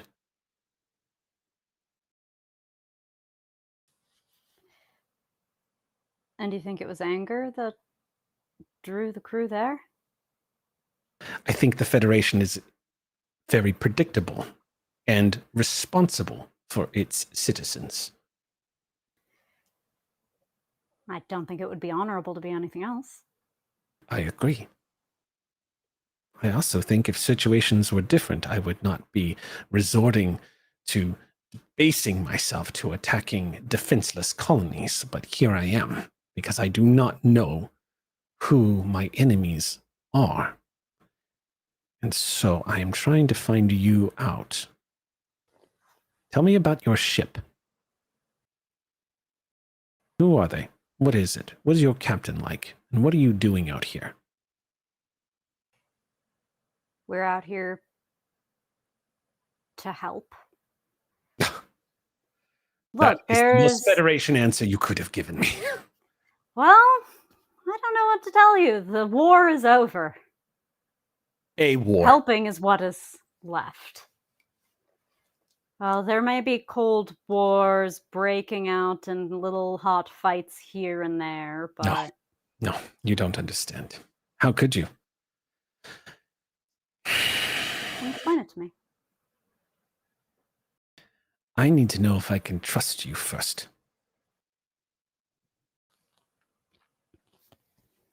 How do we figure out if I can trust you?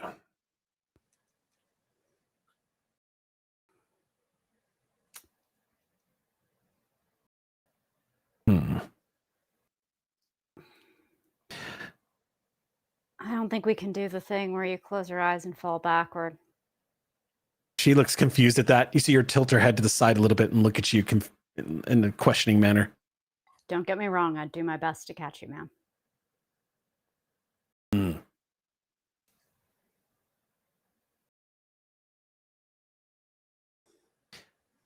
What do you know about variant antichronotons?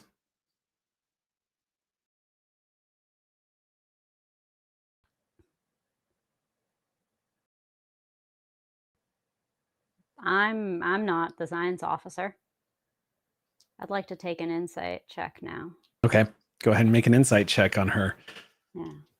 The difficulty is 2. Okay, that actually, one of those is near enough that I have to double check against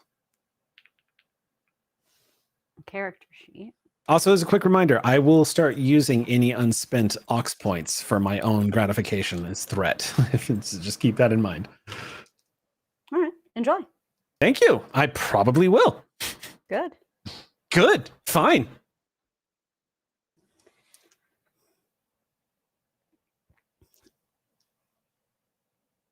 I'm not the science officer. I hear people talk about quantum whatsits, but that's not really my bailiwick. She leans back. What did you get on your? You didn't tell me what you got on your roll. No success. 1 out of 2. Yeah, you don't know specifically what her motivation here is, but as she leans back and eyes you, she looks suspicious. Is the best way to describe it. Not having much of a poker face being a Klingon. She just leans back and says, I saw what happened with my own eyes. Saw a bird of prey decloak and attack your vessel. And then vanish after being destroyed. No debris, no nothing.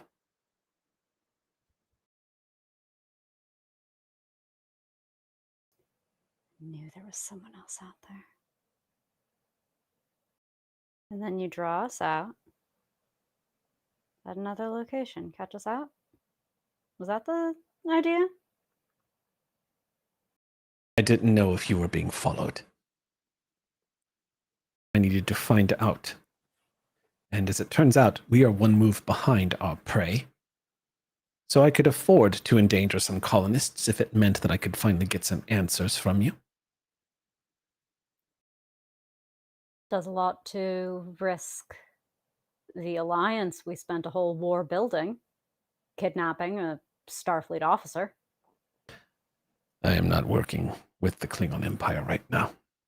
She stands up and moves over to your side of the table and pours in some more blood wine. She says, to the Klingon Empire, we are dead. We are less than dead. We are erased. She leans in close enough where you can feel her breath on you, and she says, what do you know about antichronoton variants?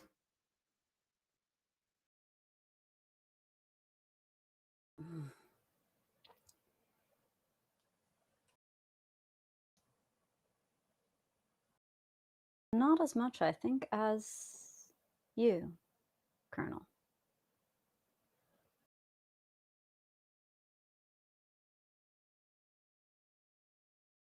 I think I know how I can discover whether or not you are trustworthy.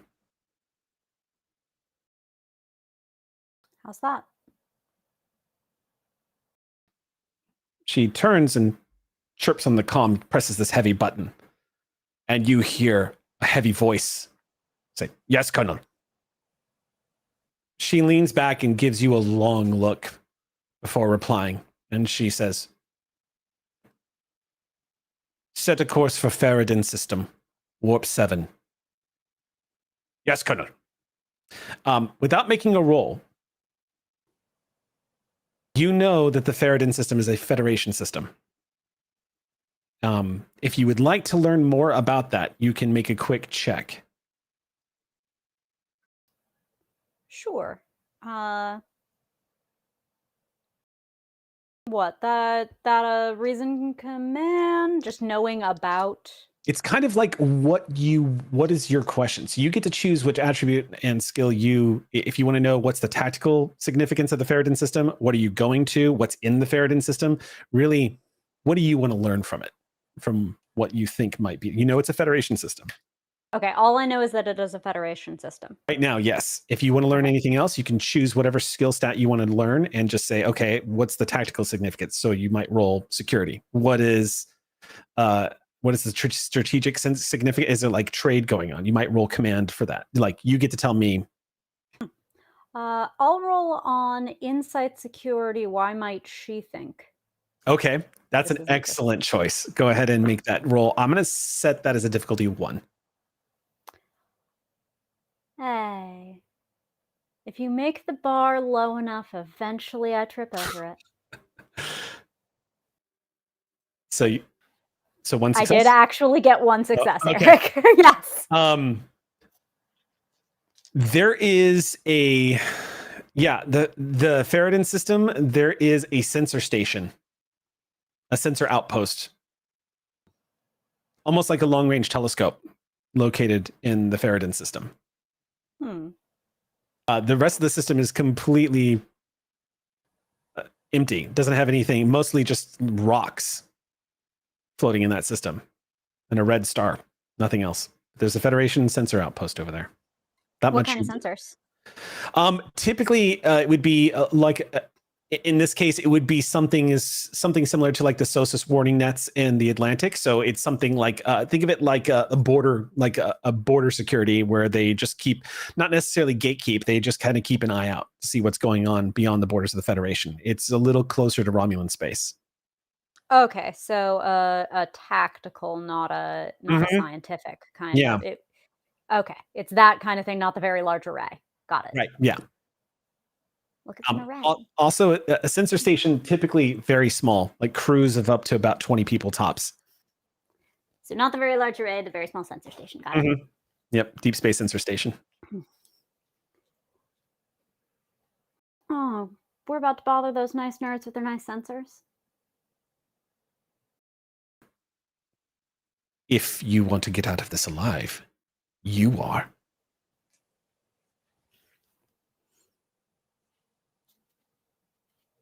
Why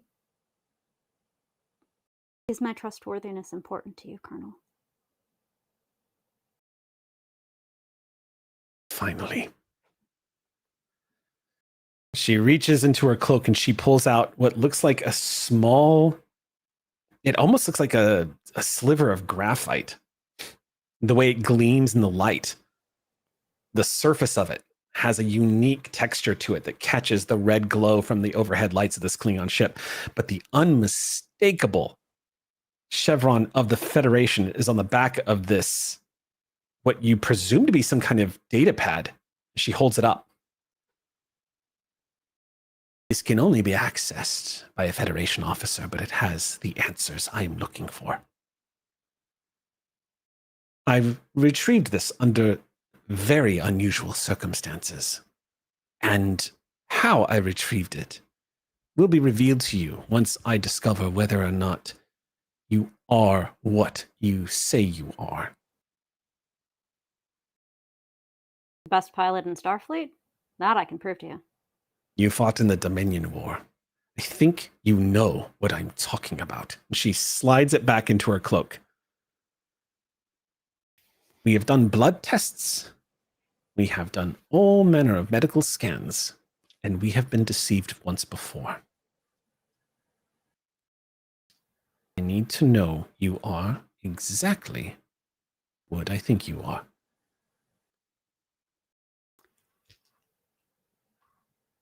On my back of the envelope, based on where we were and that it's warp 7, how long until I think we might hit the Ferritin system? If you spend a point of momentum, I'll give that to you. Oh, it would be lovely to have one of those. Yeah. Again. Yeah. Ox points. Yep. We have two. I'm saving those for the crew who's gonna pick me up. I'm We have 2. We're down I'm to trying 1 to now. keep it lean over here so that y'all Sure. can come get me. That's fair. And I would point out that you have 12, but the truth is you do in fact burn through those pretty quick at the end of the sessions. So that's a totally valid approach here that I will absolutely back that play 100%. Okay. Yeah. Yeah, I mean, But I will give you this. Yeah. There is a twinge of paranoia on her.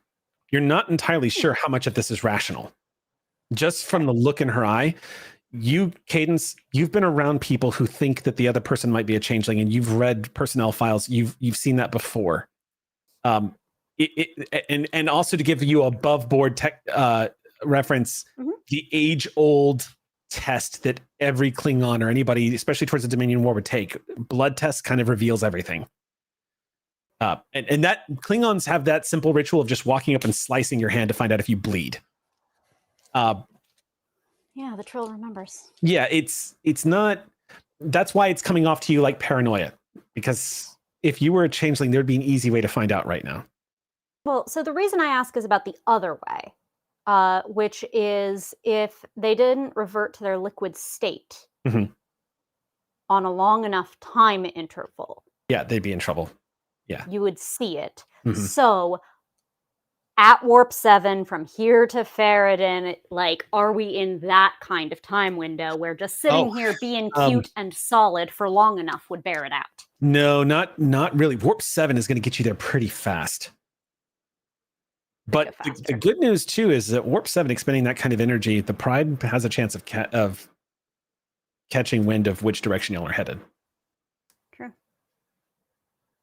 Which, on that note, because of the way this timeline is lining up, we're going to cut back to the USS Pride. Because as you are directing this warp signature that you've detected, you are startled to learn in this particular moment as the science officer swivels towards you again and goes, "Captain, I just detected a warp signature of a ship leaving system. It's not the same warp signature, sir." Away team, prepare for transport. We're going now. Moments later, Pata says, "Aye, Captain. Away team is on standby." Helsman, lock location, prepare for warp 9. Warp 9? All right. Okay. So you're going maximum warp. All right. So in that case, actually, hold on one sec. Oh, no. No, there's headroom. I was about to say, I don't think an Excelsior refit goes warp 9, but I specified at the very top of this game that you all received a brand new upgraded warp core for this vessel. So, in fact, the first part of the game was the ship having difficulty adapting to the new warp core being installed and causing plasma conduit issues, which Chief Tech worked out. So, yes, you can, in fact, hit maximum warp. We have also been given direct order and permission to go maximum warp in this campaign so That's far. right. So. And we stress tested it, even though that might not have been allowed. But we got to play with our toys. Okay.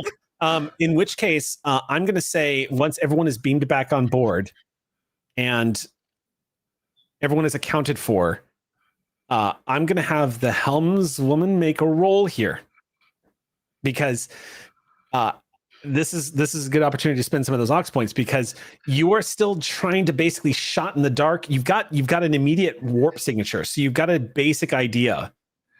You're going to need to make an educated guess as to where they are headed. The best way to describe this is, tactically speaking, with a warp signature, you can tell which direction they're going, and you need to be able to strategize or guess or sort of call the bluff.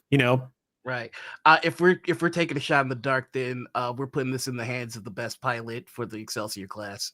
Okay. So then, it's very much, and since we were referencing DS9 earlier, they could guess, okay, we detected the Klingons are leaving system under cloak. We know they're headed to Cardassia. There's literally nothing else in that direction except for Cardassian space. So in this, you're going to need to basically try to guess what would be the point of interest or where they're headed. So that's going to be on you, Helms Officer. Tadine, you're going to have to make a roll here. Yeah. Okay. Sorry, No that okay was pressure. hilarious. It's okay. I'm That's just a the little V. nervous. No, it's okay. She doesn't care about her sibling. Her sibling could get shoved out an airlock. It's Sabine is fine. like, Oh my God, the cousin's coming out now. We're throwing shade through dimensions here. Is what's happening. My God. Oh, I thought we were headed back to Earth. Oh, Whoopsie. shoot. Oh, Okay. mom and dad They know. had bother. I'm spending an ox point to buy a die. Spending an ox point. Okay. Can I toss a assist your way? I would love if you did. Does anybody have a Oh. D12 on hand? Yes. Roll a Yeah. D12. Whoever rolls it first, just tell me the number you got. Kidding. I have a D10. 6. Just kidding. Too late. There you Sam's going to beat everybody on God that. damn It's it, fine. Sam. Mine wasn't even a D12. That is a 6. That is a big thank you to Kato, aka Thank you.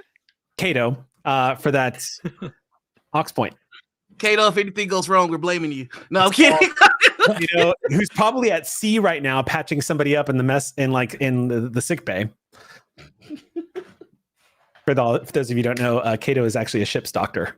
And Hey, they are one of our oldest fans and supporters. hell yeah. That's fun. Reminding myself of my talents here. How does assist work again? Do we have to have like a focus that's related to it? You have to basically pitch assisting and using something. You have to come up with a way that you're contributing to it or using it. It's actually not that difficult to do. You just have to explain to me how you're doing it. Yeah, I'm just having everything ready for Tavine as soon as she gets into her station. Okay. And special things happen when I assist. Yay. Support class. Whenever you assist another character using your command, the assisted character may reroll 1d20. Okay. Okay. And I bought a die. I have cautious, so that allows me 2 rerolls. Correct, and that's Like one one. success. That is one success coming from your boy. God, I love having a good Okay. command. So I'm gonna go ahead and tell you the difficulty of this is 5. Yeah, awesome. So- I'm gonna use a value. Okay. Now's the For time. on Yeah. auto crit. My value I'm using is failure is not an option. This is my sibling. Failure is not an option. So Cadence. Yeah. this is just fully not right now. So does that count one of my dies as an auto crit, or that is separate from the roll I make? It counts one of your dice as having As rolled a as natural one. one. Yeah. Awesome. I'm gonna set that down so I know. Okay. And then Excelsior expert, warp drive, helm operations, like all focuses. This would be something similar to like astronavigation or trying to basically you are literally just taking what you know about Federation space, the direction they're heading, where could be their point of interest, where are they going? Because all you know is they're not headed back to the Klingon Empire. Yeah. That much is So obvious. So warp They're drive. looking for a Romulan. Yeah. Romulan. So warp drive would be, you could use that to try to get an idea, the warp signature of a ship. You might be able to use that to determine what kind of ship it is, but it wouldn't tell you. Okay. Yeah. Or what speed they might be traveling at, if it's high, but not an exact speed. Like, is it high warp? Is it low warp? That kind of thing. Okay. Although you could spend momentum to argue that you pull a Scotty and be like, yep, they're traveling at warp 9.1 and yeah. Okay.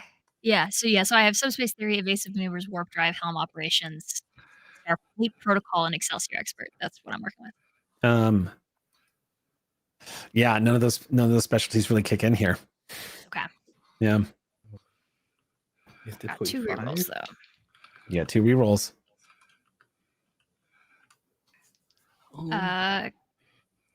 Control con. What am I rolling here? I would say insight con. Insight con. Mm-hmm. Is what I would tell you to roll, because you're literally just trying to guess where they're going based off of the information you Would have. it be reason con? Like, because I'm not like, because That would I'm be why they're going there. why they're going there. Okay. Yeah. So insight con. Okay. Yeah. you have Would 2 insight not be successes. why? Insight. You're using insight to try to predict where they're going based off of like points of interest. Okay. So I think reason, I just have those flipped in my head about what those. Okay, that's fine. That's okay. Yeah. Insight. In this case, think of insight as like using your intuition to try to predict where they're going to end up. Whereas reason would be like, now I want to know why they would go there. Okay. Yeah. The book says insight is empathy, wisdom, emotional intelligence, and reason is logic and analysis and calculations. Oh, Then this feels more reason. I would say you're right. I think reason. Okay. Yeah, I think you're right.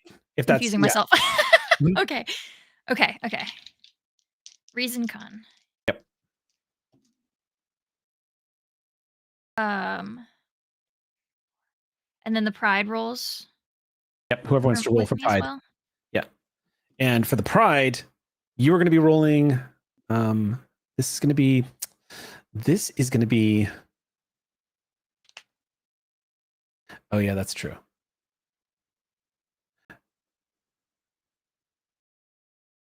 I'm thinking it's going to be engines. Captain, do you want to roll? I wrote an assist. I think So Okay, engines I'll roll and, for pride. I think engines and con here. Okay. Yeah. Engines and con. Roll pride. roll pride. That's a 2. A 2 is a crit for the pride. And then did Jaren get any? Got you one success. Okay. That's 7. How's 7 that? successes. So bank the How's 2 that suit momentum. you? Hey! I was ready to be like, and Cadence was never seen again. Failure is not an option. Do you not hear my value? No. The only thing, it is a shot in the dark. But Tavine, there is a sensor outpost a few light years from here. And one of the things that registers in your mind is the last time you guys had an encounter with a vessel that decloaked and made trouble for you guys was near a sensor station, a deep space sensor station near that asteroid belt. Mm-hmm. So intuitively speaking, you think if there's anything that they would be headed towards, that's the most likely place. Your Vulcan mind just immediately clicking in the calculations, and that is the most likely direction they're headed. Why, you're not sure, but it does line up with pattern. Mm-hmm. She puts it up on screen alongside the last area we were with the similarities. Okay. And like for the captain to see. Okay. Do you think this is it? At this point, it's the only logical conclusion. Swing. Punch it. All right. Pride, the nacelles burst into a vibrant blue glow as the Pride leaps to warp maximum. You guys, as soon as you burst into the warp and the warp bubbles is formed, the Pride can be heard in every deck of the vessel, being an older ship, as she's pushing her engines to the max. I am going to spend threat to activate a trait.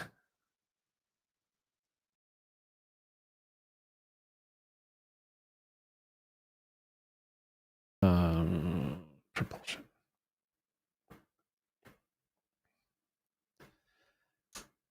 Okay. You hear the chirp from the engine room as y'all are traveling at warp. And you hear coming up, Pavin saying, Captain, this is engineering. We're monitoring some power fluctuations down here in main engineering. I can't guarantee we can maintain warp 9. How much momentum do we have? I would like to spend 2. Because Jiren does have a background in engineering, and he's going to go, what's the problem? So there's a scene trait overloaded propulsion 2 right now. And he just says, it's minor issues with some of the new recently installed plasma conduits.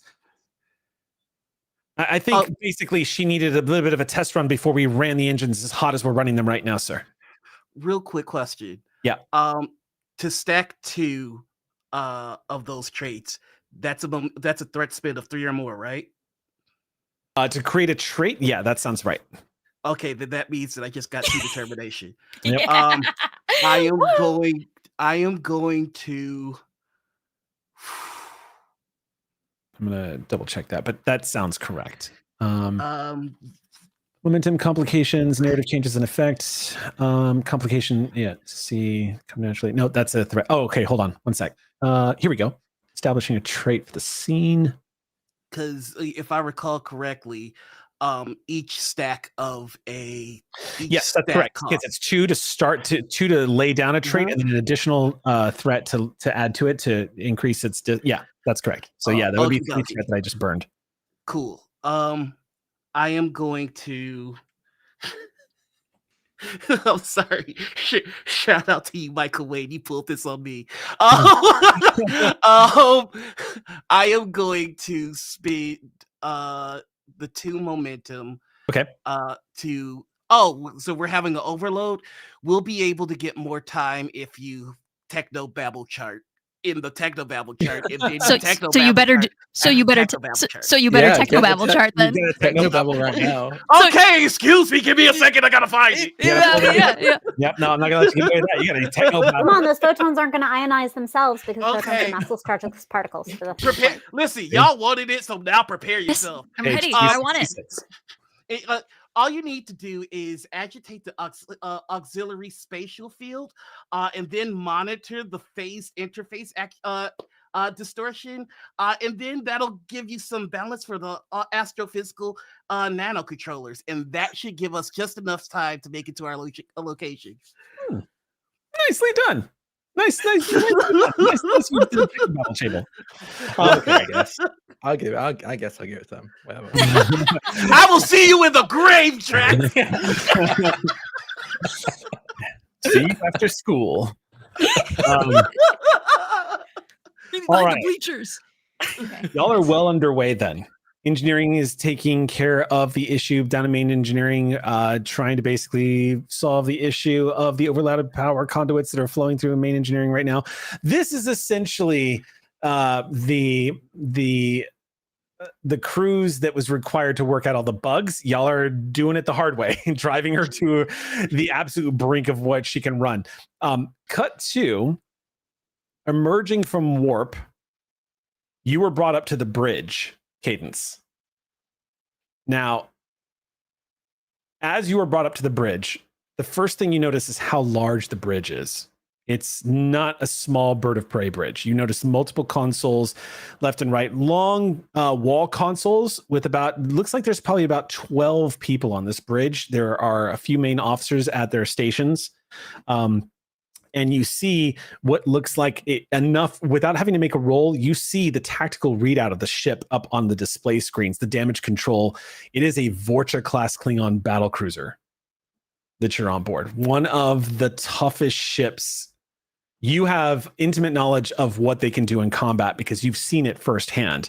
Vorcha-class battleships are punishing with the amount of damage they can bring to bear. And when they couldn't fire anymore, you watched full-on ramming actions from Vorcha-class battleships that came out the other side intact. They were so hefty. You see up on the main view screen, though, in the distance, coming into view, a Federation sensor station. Defenseless and just drifting out in space, with a small crew complement of Federation officers that have no idea that a Klingon battlecruiser that's gone rogue is creeping up on them at Cloak right now. You see the colonel sitting in the captain's chair. She swivels and looks at you. That sure is a sensor station. She barks something in Klingon. Your universal translator picking up. She's asking how many life signs are on board the station. 11 is the response.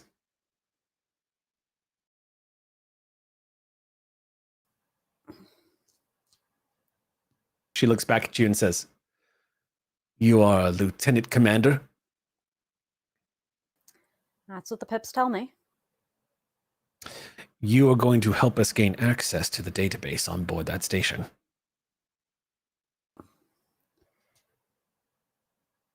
And prove to you that I'm untrustworthy? She slowly rises from her chair and she says, "If you don't, I will destroy that station."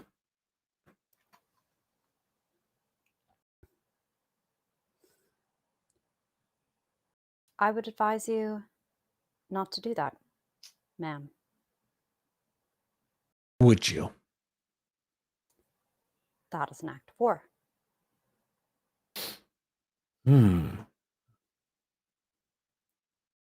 Arm weapons. And you see immediately the red lights come up as the ship goes into battle stations.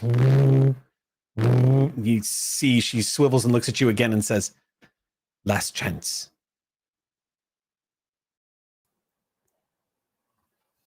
What is it you're looking for that you are willing to endanger innocents who have nothing to do with this? That's on the other side of your decision.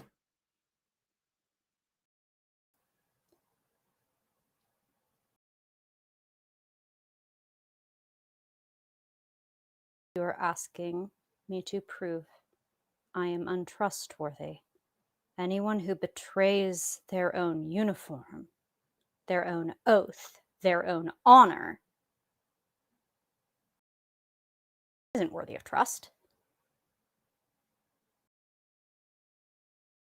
She rises from her chair and steps up to you and says, "You would prefer I kill them then?"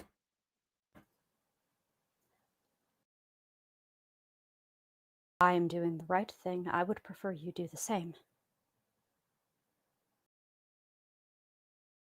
And I would like to roll on that one, please. Okay. What are you rolling?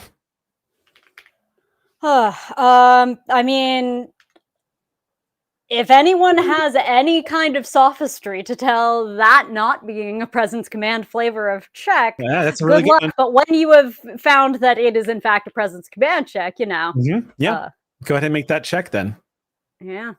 Want to take an ox point, maybe? Oh, absolutely. No, we're throwing we're throwing everything. Roll me a d12. We're grabbing more things. We're throwing those in too. See what Ox Crew is helping juice you. you've got.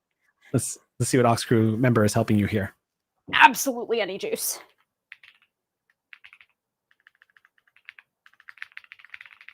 Rolled a 5. 5. All right. 1, 2, 3, 4, 5. Thank you so much, Kerrigan29, for that Ox point. All right. So you get an Ox point on that to spend, which works like a point of momentum. Yep. When things get bad, get calm. Get Vulcan. The Vulcan response?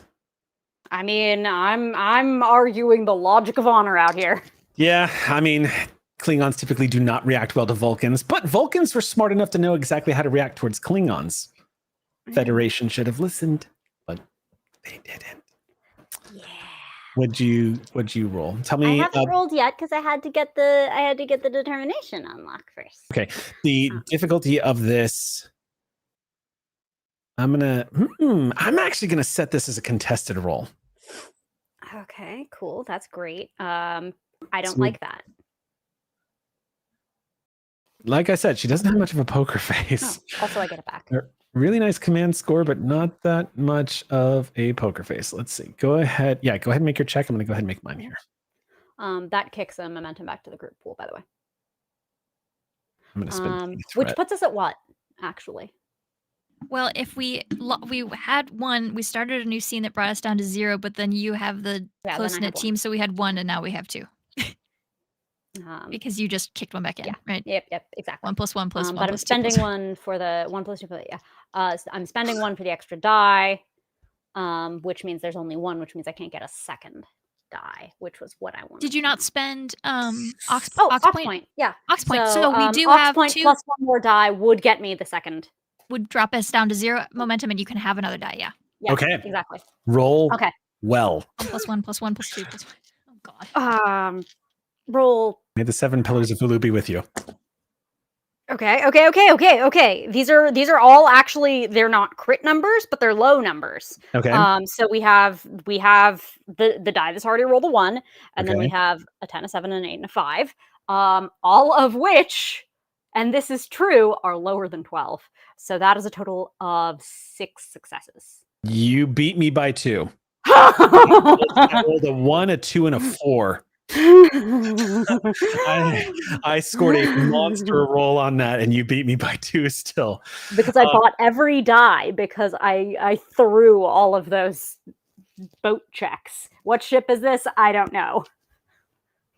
She did welcome you. You know the name of the ship is the IKS Dravana is the name of the vessel. You know it's a Vorcha class ship.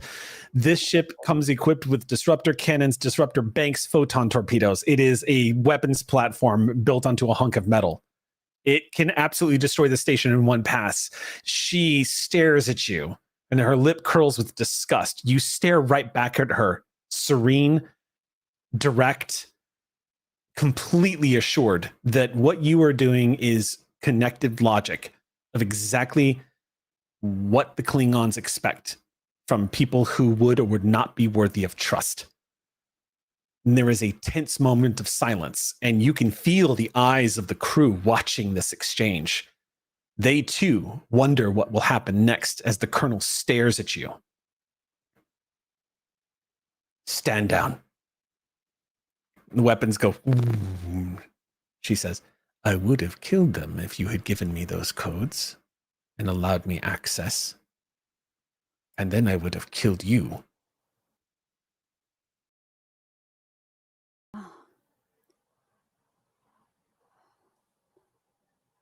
And I guess you got the right pilot.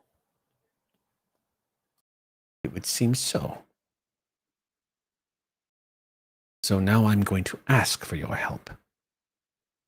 I need to know what is on this. She holds out the pad again.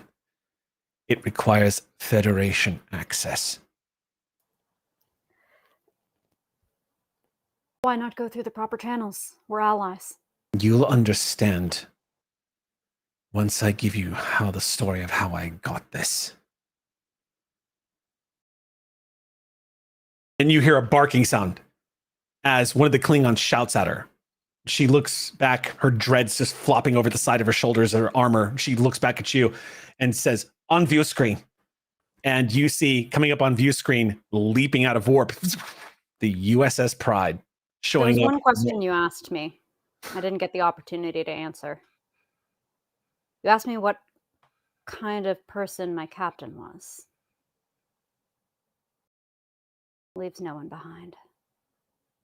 Stops at nothing to get him.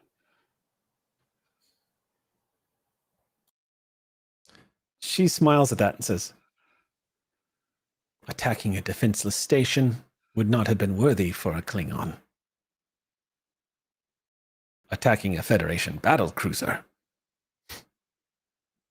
We will see if your captain is as trustworthy as you are.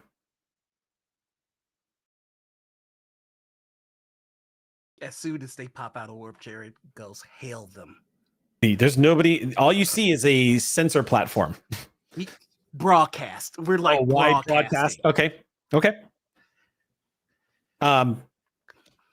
Yeah, tactical. You have, or no, that would actually be your first officer. Commander Hata nods and says, "Aye, Captain. Put me on. You're on, sir. To who it may concern, you have one of my crew.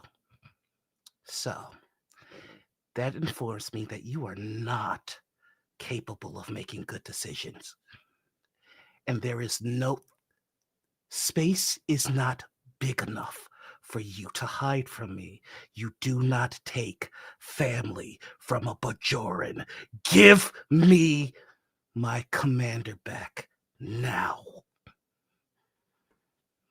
On board the Klingon vessel, you see her lean back in her chair with a smile on her face and says, "He had not said Bajoran. I would have thought you had a Klingon in command of your ship." And then you hear on wide channel going, this is sensor platform 38B. Sir? Sorry, sir. Could you specify? Quiet down, shields up. Sir, we're a sensor platform. We do not have anything outside of standard deflectors. Then brace and pray. In communications. Where are you? He is locked in. It's refreshing to hear a Federation captain with a little emotion in their voice. Yeah. Best in Starfleet. Open a channel. Chirps comes in, and she pivots in the chair and looks at you. Cadence says, nods to you, indicating you can speak. Captain, support to battle cruiser. Sorry I took so long. Yeah, you must have been holding your pilot back. Are you hurt? I'm just fine, Captain. No one has made a bad decision yet. Fortune, Klingon? Hi, sir. Working alone or working with them? They were there when that bird of prey disappeared.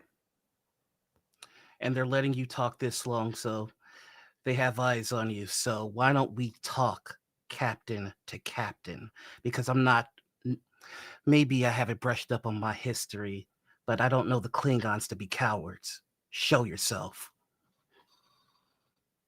You see, she reaches over and taps on her console, and she says, there is not a day that goes by where I don't encounter someone in the Federation trying to think their way through Klingon culture and use it against me.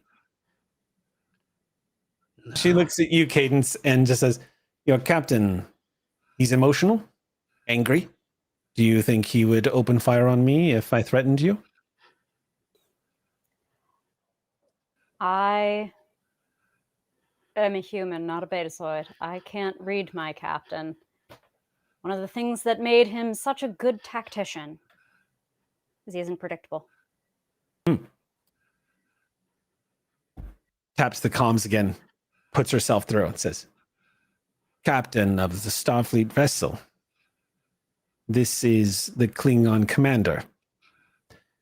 I am pleased to report your commander has been enjoying their stay aboard my vessel, and I'm not quite ready to give them up just yet.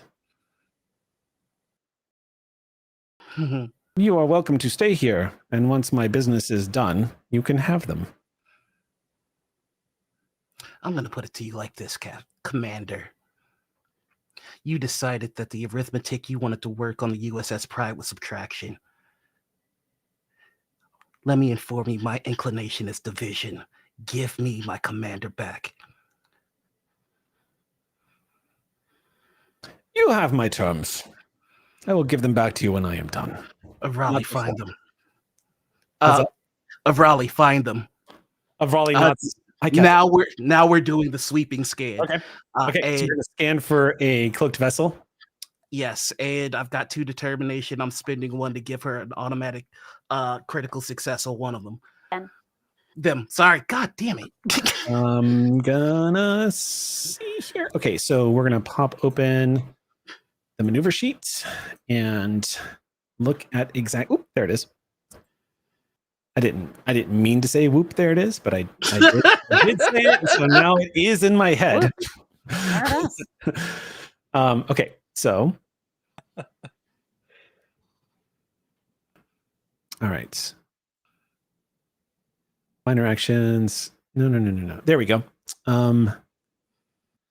Communications, starship, standard, major actions. Yeah. Helm. This is so much. I have to say, this is so much nicer than first edition. All right, so you are using the reveal action. This is attempt a reason plus science task assisted by the sensors plus science of the vessel with a difficulty of 3. If you succeed and there is a hidden vessel within long range, you reveal which zone it is in. Your ship may attack a hidden vessel, but it increases the difficulty by 2. But go ahead and I'm going to roll for a volley. And then whoever wants to roll for the pride, it's sensors plus science. The difficulty of this is 3. Since I'm doing this, I'd like to aid. But who's doing this? Since I'm using my action, for no, wait, did I mention them? Raleigh, okay. Are you having a volley scan? Oh yeah, Raleigh is scanning. I'm gonna aid. Oh, okay, gotcha. and that means that they get to reroll a d20 Okay. as well Okay. as what they're gonna get from me. And since I'm aiding, that means somebody else has to roll pride. Okay. Somebody roll pride. Roll pride. I'll roll pride. I've been having good luck with that. Roll pride. I love when you say it. That's a 3. Okay, so Avrali's going to score a single success.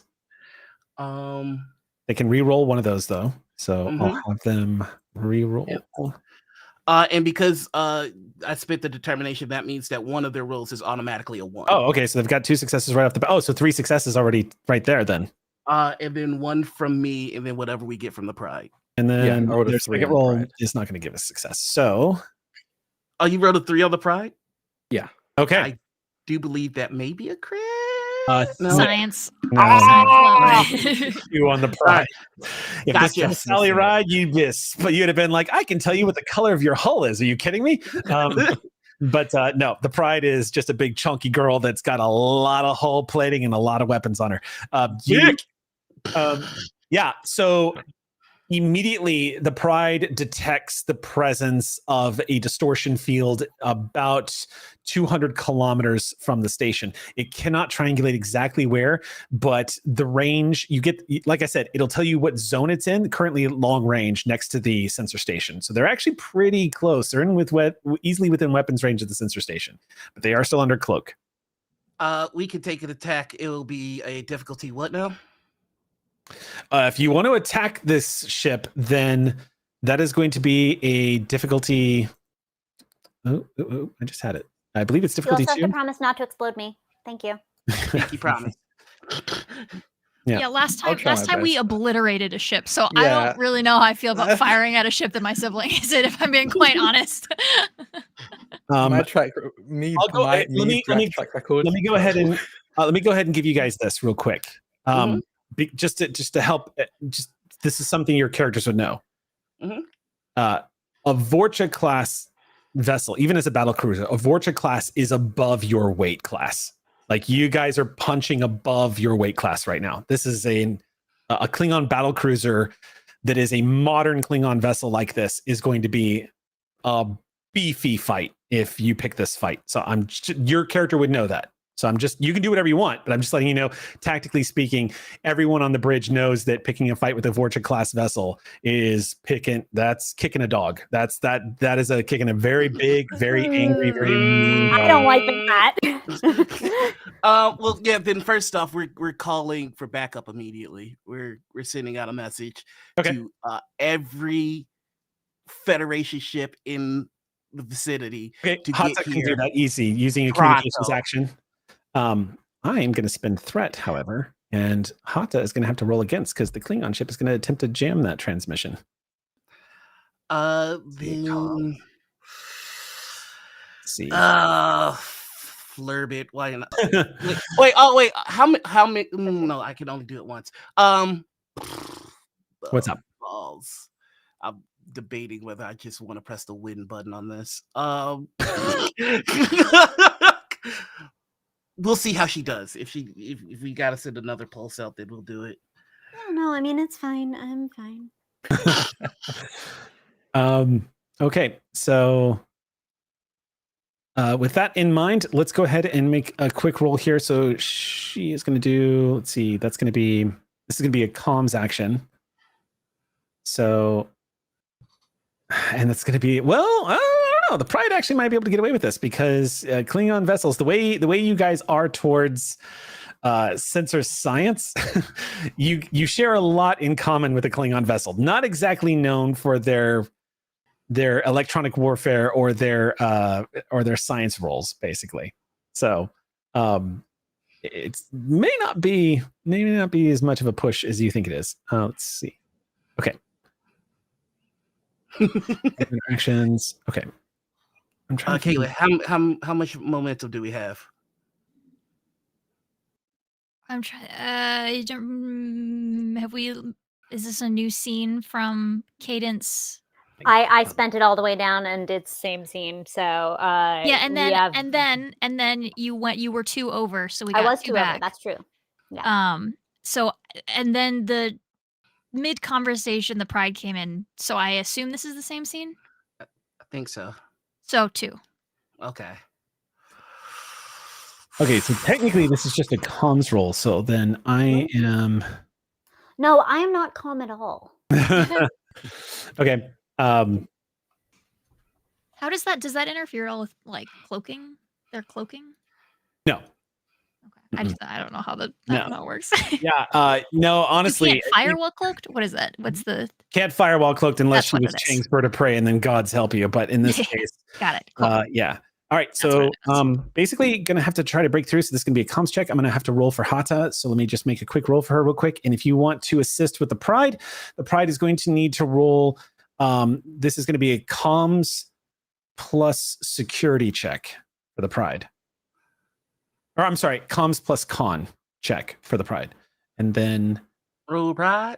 let me roll for her. Okay, she's making 2 roll. Okay, this is comms. This is actually originally what Elise's character was going to be designed for. Was comms. Okay, I got 1 success.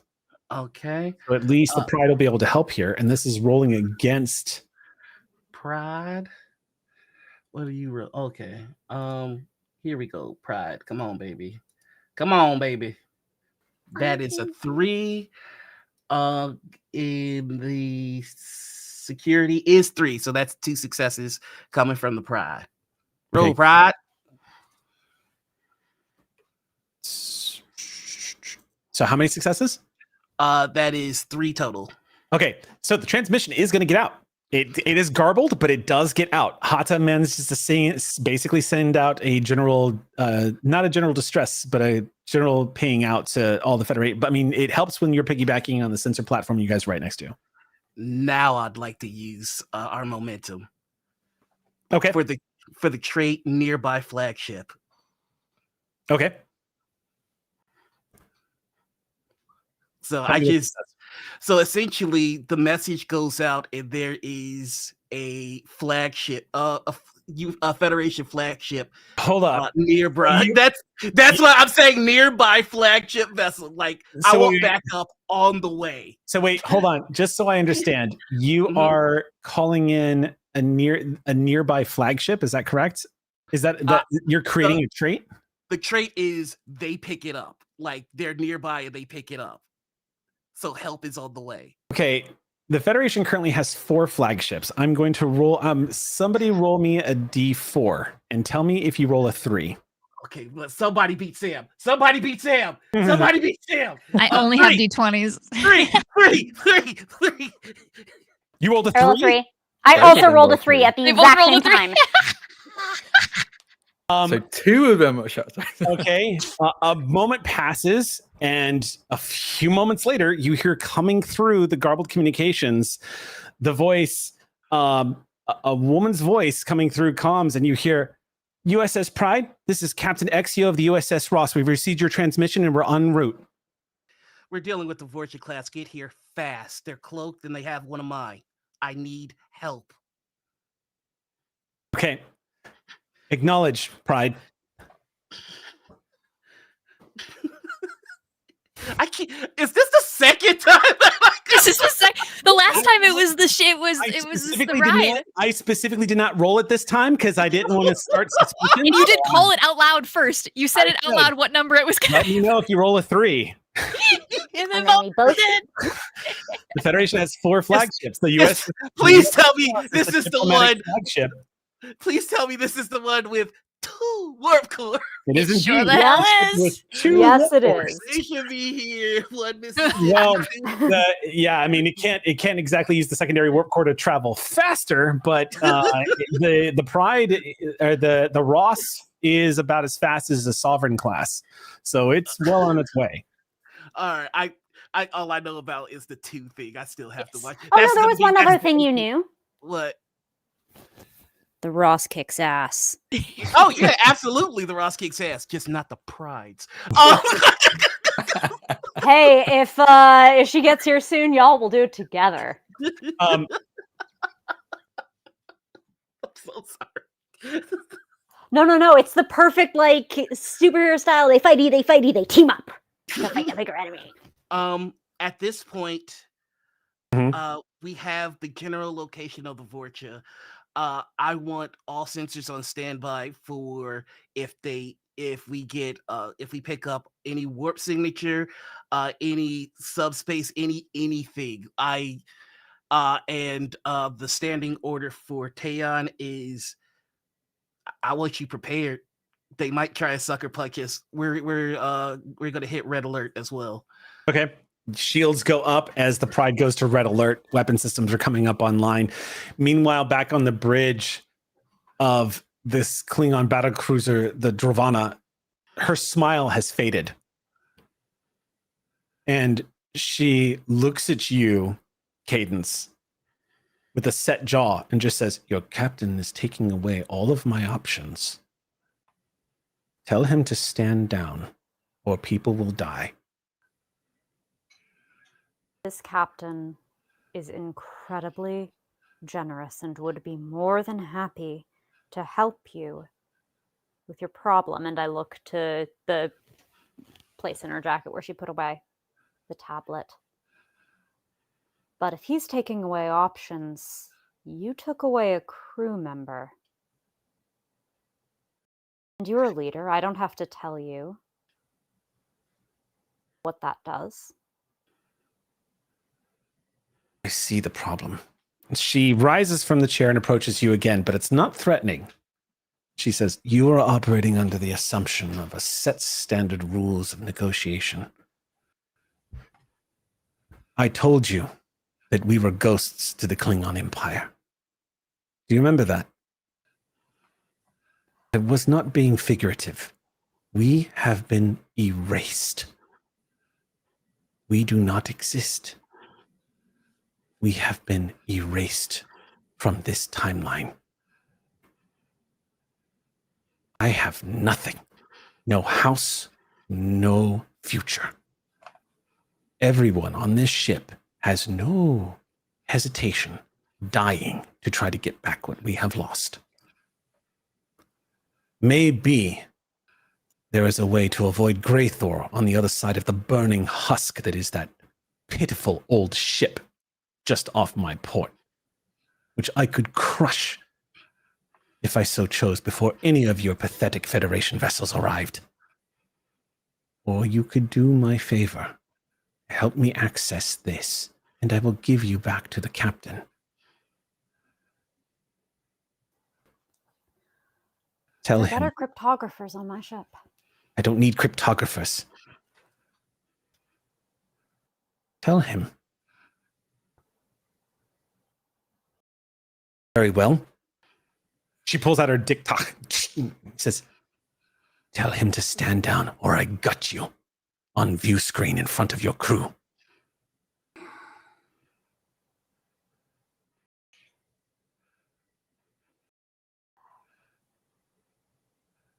That is going to be very vivid.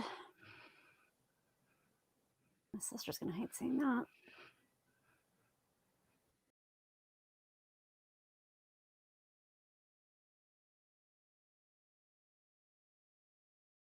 Don't tell me what your decision is. Yeah. We're going to leave it right there. The Delev cliffhanger.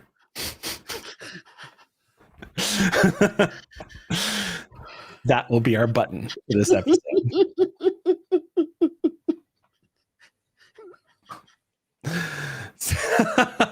Portico in chat, Sam did this. I mean, that is going to wrap us out for our episode. A very chill episode back into the season. As per usual, at the end of this episode, we have raised $8,114, and I do believe 69 cents.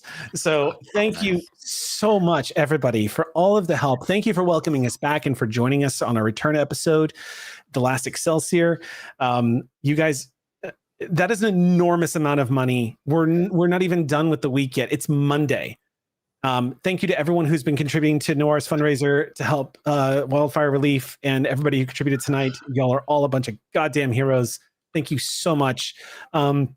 Stay tuned as more information comes out. We should be back next Monday. And I will. I just want to give a big shout out to everyone who donated tonight. All the big spenders, all the little spenders, everybody who chipped in anything from $1 to 25 cents. Thank you so much for all of the support. It's scary times right now in Los Angeles, but we definitely feel all of you pretty close right now. Thank you so much for all of your help. That's going to bring an end to our episode tonight. So we hope you will join us next Monday night for the chapter where we find out what Cadence is going to do. And we will see you all then, my friends. Until then, everyone, hailing frequencies are closed.